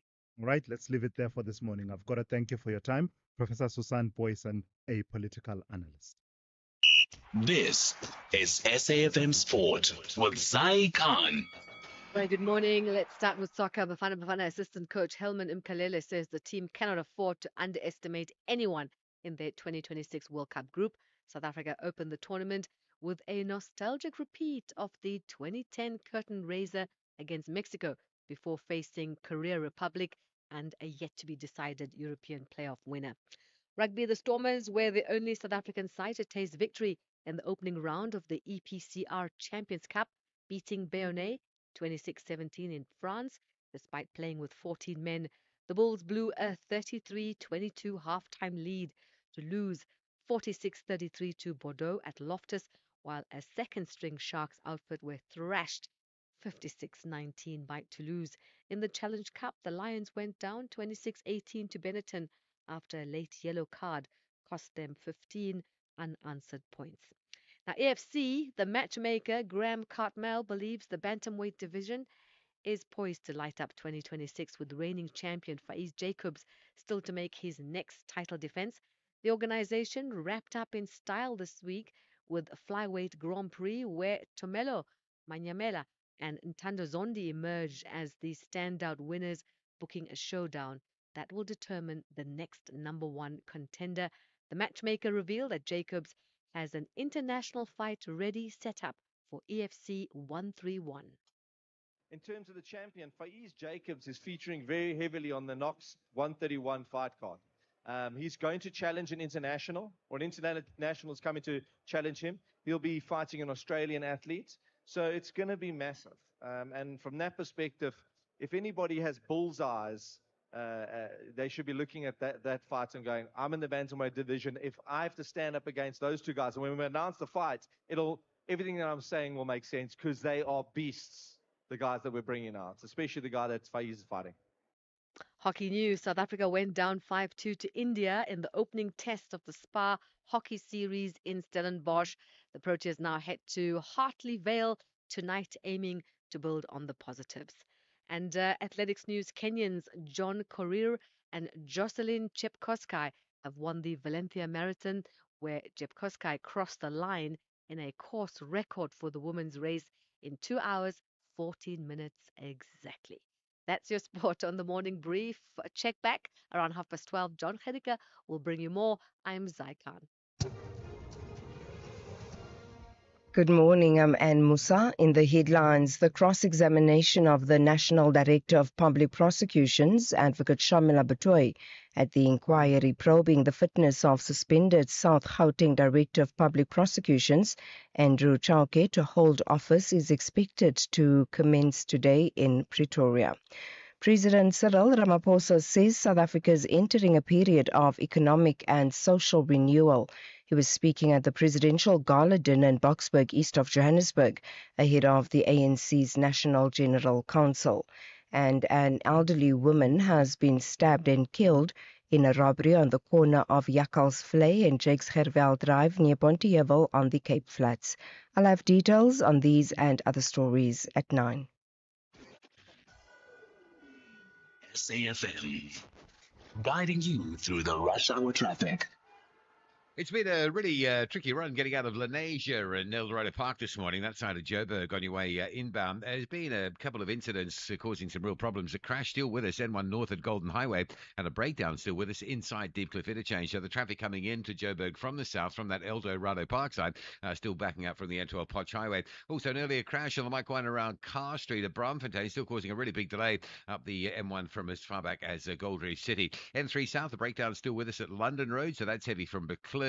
And collision scene on the R21 near Four Trekker Road. So motorists arriving towards the airport stuck in quite a heavy backlog there. Crash on the N3 North at Spruitview still holding things up. And if you're coming through Witpoortjie at a Rudaport this morning, it looks like a crime scene closing down a section of Ontdekkers Road, sort of Lewisham, Silverfields area. Breakdowns between Durban and Pietermaritzburg. Durban bound at Key Ridge, Pietermaritzburg bound up at Hammersdale. Very heavy backlogs both ways, especially if you're Pietermaritzburg bound. And Cape Town, the N2 Nelson Mandela Boulevard, heavy from Hospital Bend going into the city centre. Something happening there around the Strand Street off-ramp, and the M5 inbound still pretty slow from Kenilworth area all the way through to the busy Kubo Interchange. With your traffic update, I'm Rob Byrne. The business update on SAFM. Hey, Ndauling, good morning to you once again. Tell me about Ivan Saltzman stepping down from his executive role at Dis-Chem. Well, the retailer says, the pharmacy chain that is the latest leadership changes mark final step in a shift from a brand retailer to a fully institutional managed healthcare group. Company stresses the transition has been gradual, deliberate, and aimed at strengthening long-term sustainability. Update, of course, comes as founder Ivan Saltzman prepares to exit his remaining executive next June, with his son Saul also stepping back from operations earlier this year. Both will remain on the board with Ivan as deputy chair. Dis-Chem says its governance framework is now firmly embedded with independent oversight and committee structures aligned to what investors expect from a major listed bank. They have also emphasized that its growth path remains unchanged, including the push beyond pharmacy retail into broader healthcare services. Group's CEO, Roy Morea, says Saltzman's continued presence at board level ensures strategic continuity as the group enters what it calls a new phase of disciplined, professionally guided growth. Tell me, in the property sector, tell me about Menlyn. Is it Menlyn or Menlyn? Is it? How do you pronounce that more? So, Is it? Anyway, Menlyn Park owner Pareto. They are moving into residential property, are they? You're right. That owner, the Menlyn Shopping Center, Pareto, has worked on an 850 million rand housing project in the Menlyn prison. Now, the company is converting the Menlyn office park into a new residential unit in partnership with Diversity, a developer known for affordable and mid-market rentals. The project will deliver 1,200 apartments. 460 units will come from converting existing buildings. Another 740 units will be built in 4 new blocks up to 10 stories high. Now, this is Pareto's first residential development. Group says it marks a shift in strategy as it expands beyond retail to bring more people to the mainland more. Pareto is owned by the Government Employees Pension Fund, known as by the PIC, and the project comes as multifamily rentals gain momentum with institutional investors. Industry data shows occupancy above 95% and very low bad debt, highlighting strong demand across the country. And just interesting to note that partner diversity has been the developer has really been involved in that residential space, one of the latest developments in World and Plantain. All right, lastly, Dowling, wrap up everything you've told us this morning and also give us a sense of the kind of trading day we can expect on this Monday. So local markets likely to continue trending higher, increased Fed rate cut bits. That also keeping the rand on firm footing as the dollar falters, sitting at 16.94 2-week greenback. And in terms of company news, traders will be digesting Nampak and the Spark Group's financials. Moving over to commodities, oil in the green this morning, jumping on the upbeat global mood. It's trading above $63 a barrel this hour. And then back to equities side, monetary policy and the Netflix Warner Bros. Discovery deal is in focus. And as all that plays out, futures are in positive territory. The mood, however, not as upbeat in Asia, with mixed Chinese markets in the green, while stocks in Hong Kong low. All right, Dowling, thank you for that. That's Dowling Lichela there. She's been tracking business, economics, and the markets for you for the last 3 hours. SAFM's award-winning drama department presents to you the radio drama series Skyline. Press to cockpit medical emergency now. Cabin crew to your stations. Where the skies promise adventure, but behind the cabin doors, untold secrets are found. Signing off on cheap parts they installed like it's nothing. Catch the radio drama series every Saturday at 9 p.m. on SAFM, leading the conversations that move us.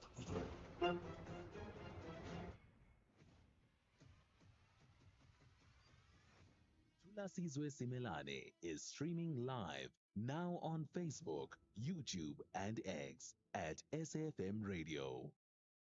22 minutes to 9. Equal Education and the Equal Education Law Centre have welcomed a landmark judgment delivered by the Western Cape Division of the High Court, which has ruled that aspects of the Western Cape Education Department's learner admissions system unfairly discriminate against Black, poor, and marginalized learners.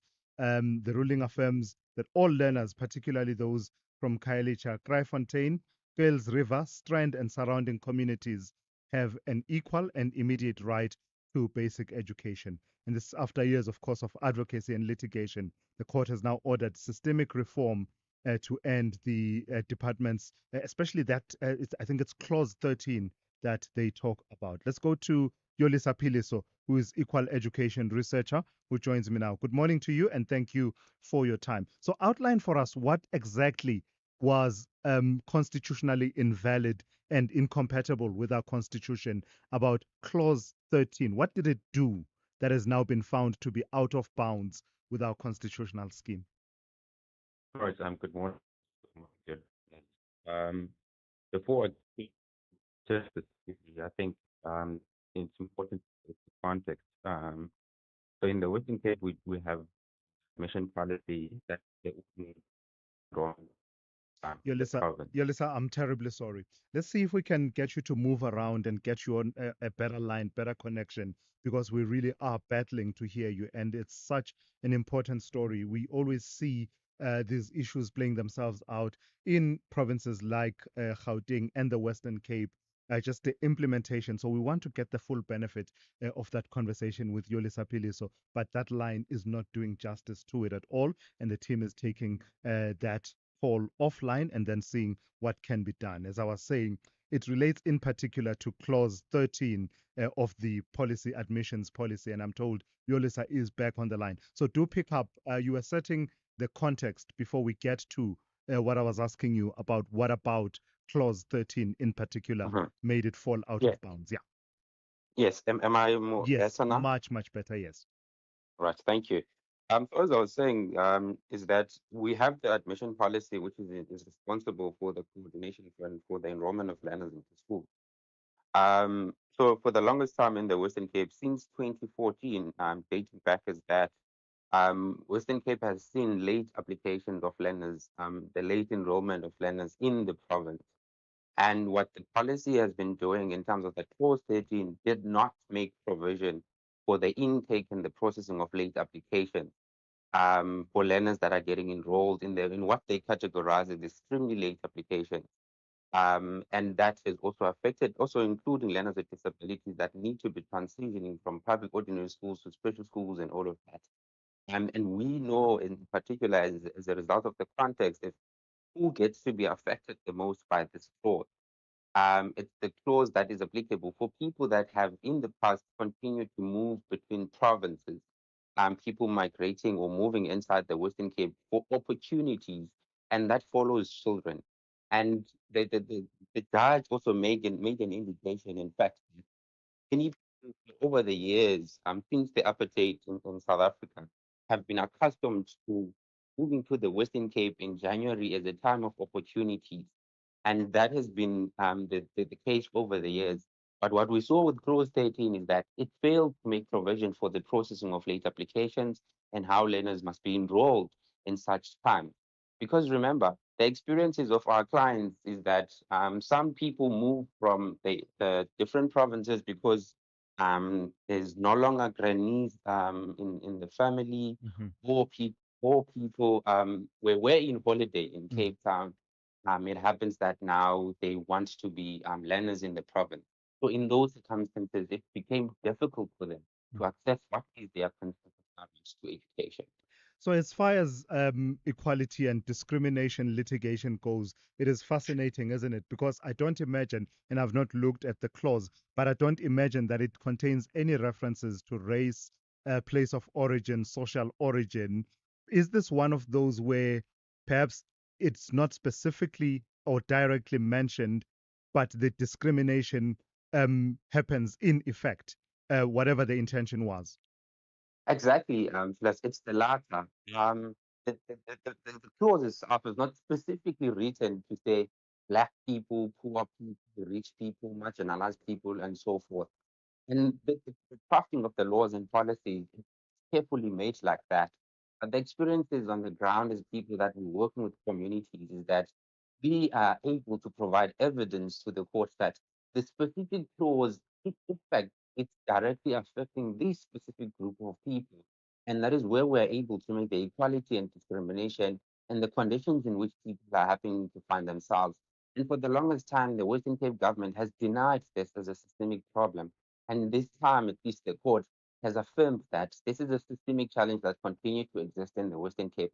And therefore, it's important that the Western Cape government takes it to forward to ensure that this issue is addressed by developing the policy with consultation with us as the Equal Education and Equal Education Law Center, together with communities as well, to see how do we create laws that are working for the people. In fact, what has also happened as part of this court process is that so previously the Western Cape government did not provide pop-up stations where parents are able to go to register and enroll their children. So as part of this process, which is a good thing for communities now, is that the Western Cape government has said that admission stations are taken to Ekalita where Abazali are able to use those services. And that was not the case before. And now we're trying to bridge that gap as a result of this inequality that we see in terms of accessing education in the province. So the court has ordered the Western Cape Education Department to effect reforms within 6 months. Where, in your view, as equal education, because I imagine around your activism and understanding of the issues, the socio-economic dynamics that are at play, you've got ideas on how this can be done in a manner that allows the schooling year to start timeously with all learners in class, whatever the lateness of the application is, and preserves the system itself without producing these discriminatory effects. So, where should they begin by way of reforms? I think we have already started on a good footing with the Western government, at least as a result of the court case that we brought against them.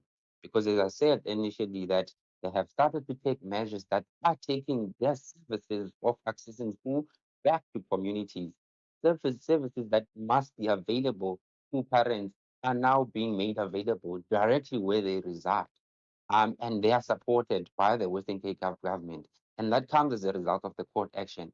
In part of what we've also been able to do as part of this court process, although it came very late from the department, is that they were trying to produce what they're calling a standard operating procedure document in terms of how do we bridge the gap for the processing of these late applications.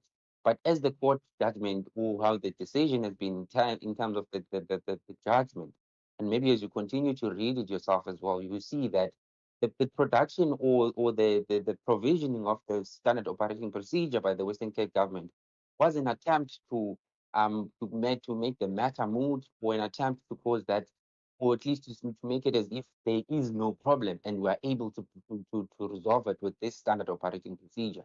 But what we're at least understanding now is that the process of making an admission policy review is going to be that of which is going to be going back to communities, working with parents and learners themselves. How do we all together craft a system that is going to work for all of us in this province?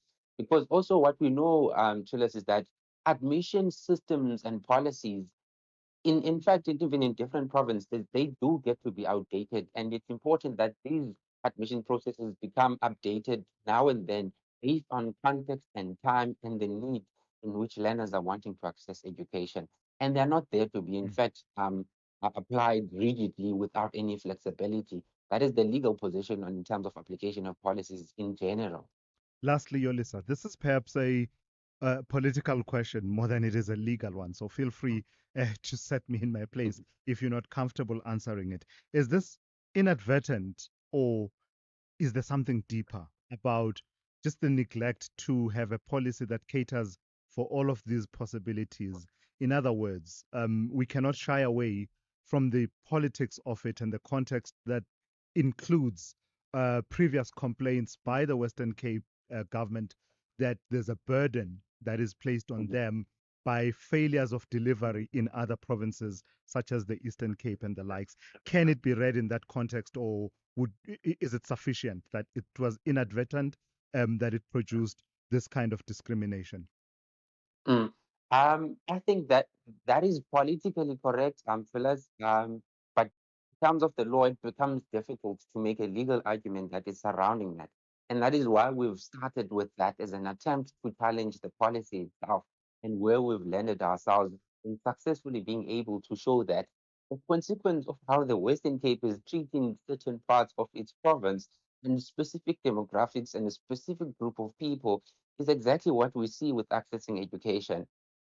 It's also very difficult to see a direct discrimination happening in terms of policy making, but the effects thereof are continuously being seen by the experiences of parents and, in fact, every Black marginalized person that are resident in the Western Cape.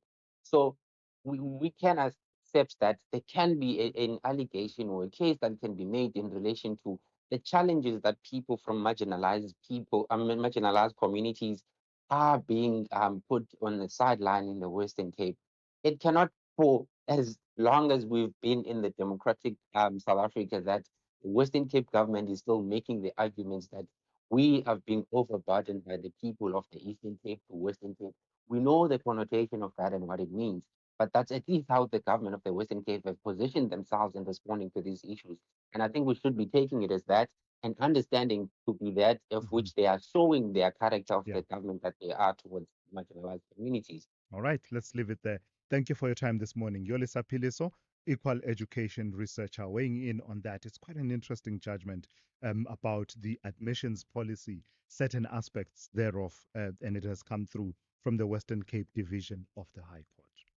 FlySafair is flying into summer, and so should you, with 175 daily flights to 15 sun-soaked destinations. Early bird, midday meanderer, or night owl. Whatever your travel style is, with more flights, more often, to more places, you can start your holiday whenever it suits you. From seaside chills to mountain thrills, it's time to pick your favorite holiday hotspot and go. Book now at flysafair.co.za.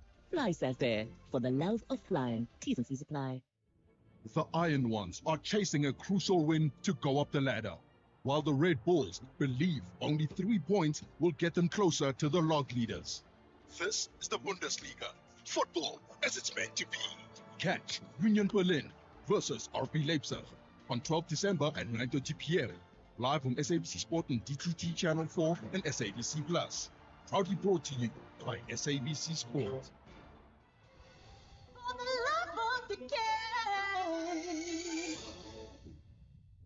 The pain of losing a loved one is never easy. At Clientele, we understand that burying loved ones with dignity truly matters. Our funeral plans pay out cash within just 24 hours, and you receive 200 Rand airtime when you claim. Plus, we cover up to 13 people on one plan. SMS SAFM to 48031. That's 48031.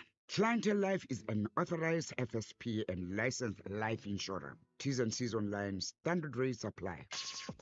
Call Tulasizwe now. 086 000 2032. All right, let me start with a call from Kosinati Mbambo in KwaZulu-Natal. Good morning to you. Good morning. How are you? I'm very well. How are you? I thought you were going to give me another name. I know. Because I didn't- go by Tulani, I go by Charlie. I've been called everything. Temba. I know, no. I just did. Yes, forgot a little bit. it's fine. Please go No, ahead. it was you have caught me. I didn't see that. I surprised you. Go Yeah, ahead. That's what I do. No, actually, no. I just wanna comment about the minister, Mr. Kupai, about his comment, about her comment. I don't think there's a lot of truth that the witnesses, if they are not shown on TV or they will not no problem. My question is, the people who are working with them, they will know exactly who is witness. Right? Yep. Only thing what I know, I think because they wanna hide the information from the public. That's what I think. Mm. That one- somewhere is causing other people or even before they do. Also, the other question, I'm not sure if you can find out that for can come there and help us with it and tell us why is Dr. Shazi and Lieutenant at the point. Because they separate it which is to take. I hear you. Kosnati, thank you for that. Yeah, I really have nothing to add. The criminal stream of things, it's something we were talking about even during the State Capture Commission of Inquiry that says, yeah, sure, there's a public inquiry, but does that pause the wheels of justice from grinding? For instance, the whole case around the allegations that Witness D had made about the person who was killed and the body dumped in a dam in Brakpan. That's a criminal matter that has been, in the crosshairs of the authorities for some time. How far is that case? Anyway, KG in Bloemfontein, good morning to you. Thank you so much for taking my call. Sure. I just want to say this question of equal education, you let me go through it. Mm-hmm. Because I would have wanted me to ask him if they have instituted legal proceedings or litigate against, for example, the Eastern deal with that situation in that province of nothing, schooling people instead of the day for the Western people to try to take you. They do Number two, litigate against the Department of in the Eastern Education. Cape, They do. the Eastern Cape. Yes. No, I've never heard of that. No, they absolutely do. And number two, I would have loved you to ask him if they have litigated against to check this thing of when that is having their meetings and things. Ah. There's no schooling in township schools Yes. because from the way I see, Ah. they very easy to run to places where everything is functioning properly the way it is. Where litigate because chaos there instead of to Yeah. get things that where it is. Yeah. No, I hear you, KG. I take the point you're making, but Equal Education actually does litigate extensively against the Eastern Cape, Limpopo, and other provincial education departments. So there's no issue around that. But it's interesting what you're saying, KG, about the extent to which what you're saying, SATU and other teacher unions, when they have a meeting, there's no schooling. That's an interesting one. I don't know. Does that still happen? Does anyone have that experience? Because it would be in contravention, wouldn't it, of the Basic Education Laws Amendment Act, BELA, the one that we were debating at length, because part of what it does is to protect the schooling system from disruptions. So I wonder if that still happens and the extent to which it happens. KG, that's an interesting one that you have raised. A lot of your calls have to do with the killing of whistleblowers and witnesses in this country. So what I will do, I'll play this one that has to do with illegal taverns, followed by all of these other ones that have to do with that theme. Good morning, Msagat. Unfortunately, our speaker, Slender Martin, is not telling the truth. This is not an arrestable offense. The fine offense where they are fined 1,500 rand. So these people, they dress them today, they go police station, pay 1,500 rand, and they come back and open up a big problem. He's not telling the Good morning. The killing of Witness D, Mr. van der Merwe, is clear indication that they are trying to kill the commission because the commission is uncovering corrupt police as well as government officials. Paladi Bawene, Shaletsa Kaskukulu. Good morning, Bulas and team. It's Nasima Mohammed from Durban. I'm just a little disturbed by Mr. Suleiman's statement about Afrikaners being killed. And you must be very careful not to fall into this rhetoric and this narrative. You know, there's lots of real information out there. You know, we should all be educated on this. Thank you. Good morning, Trillas. My dear fellow South Africans, please let's not racialize this assassination. It's a South African that was gunned down for doing the right thing. Let's not racialize it, please, please, please. Good morning, Tulas. The matter of the killing of these witnesses, I think state is not doing much because if you look, if one of the high profile is killed, there is a quick intervention. The action is taken so rapidly. So why can't these matters also treated as a priority so that the witness can be protected and action be taken? So it seems like the state is not doing much. Is what I think. Lawrence get kept out. Yeah, thank you for that. So, a lot of those comments, naturally, this is an issue that has deeply touched many South Africans and has all of us concerned, even as the investigations are ongoing. And perhaps we'll glean more detail in terms of the circumstances around the killing of Marius Flam van der Merwe, who was known as Witness D at the Madlanga Commission of Inquiry. That's how we come to the end of today's edition of the Morning Brief.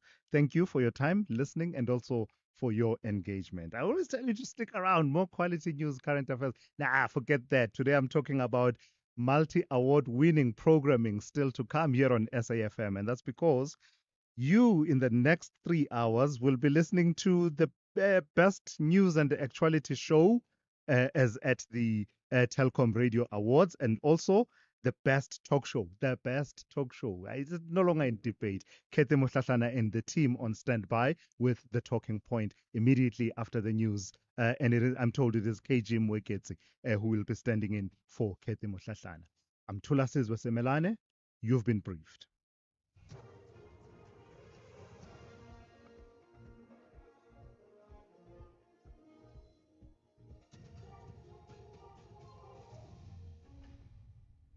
In our top stories, road crash on N12 near Ughis claims 7 lives and Zelensky not ready to sign off on a peace deal. Good morning. 7 people have died in a collision between 2 vehicles on the N12 road between Ughis and Emalahleni in Mpumalanga early this morning. A sedan and a van collided after one vehicle lost control and veered to the opposite lane. Provincial Safety and Security spokesperson Moeti Musa says 5 of the deceased were occupants of the sedan and the 2 others were in the van. Musi has warned motorists to drive with caution on the roads. Police and the Road Traffic Management Corporation are investigating the cause of the crash. The cross-examination of the National Director of Public Prosecutions, Advocate Shamila Batoy, at the inquiry probing the fitness of suspended South Gauteng Director of Public Prosecutions, Andrew Chauke, to hold office is expected to continue in Pretoria today. Advocate Tembeka Nkatobi, who represents Chauke, is set to question Batoy's account of why she referred Chauke's prosecutorial decisions to the President, which ultimately led to the inquiry. Daniel Schumer reports. Advocate Batoy told the inquiry that expert legal advice informed her decision to refer Chauke's conduct to President Cyril Ramaphosa, who subsequently ordered the inquiry. Chauke faces allegations of breaching NPA policy in relation to the Katomena racketeering case and charges involving former crime intelligence boss Richard Mdluli. Batoy added that she initially believed she would not be cross-examined, but Judge Nkabinde firmly dismissed that view. The matter will sit until midday today, then resume on Wednesday due to Batoy's commitments. President Cyril Ramaphosa says South Africa is entering a period of economic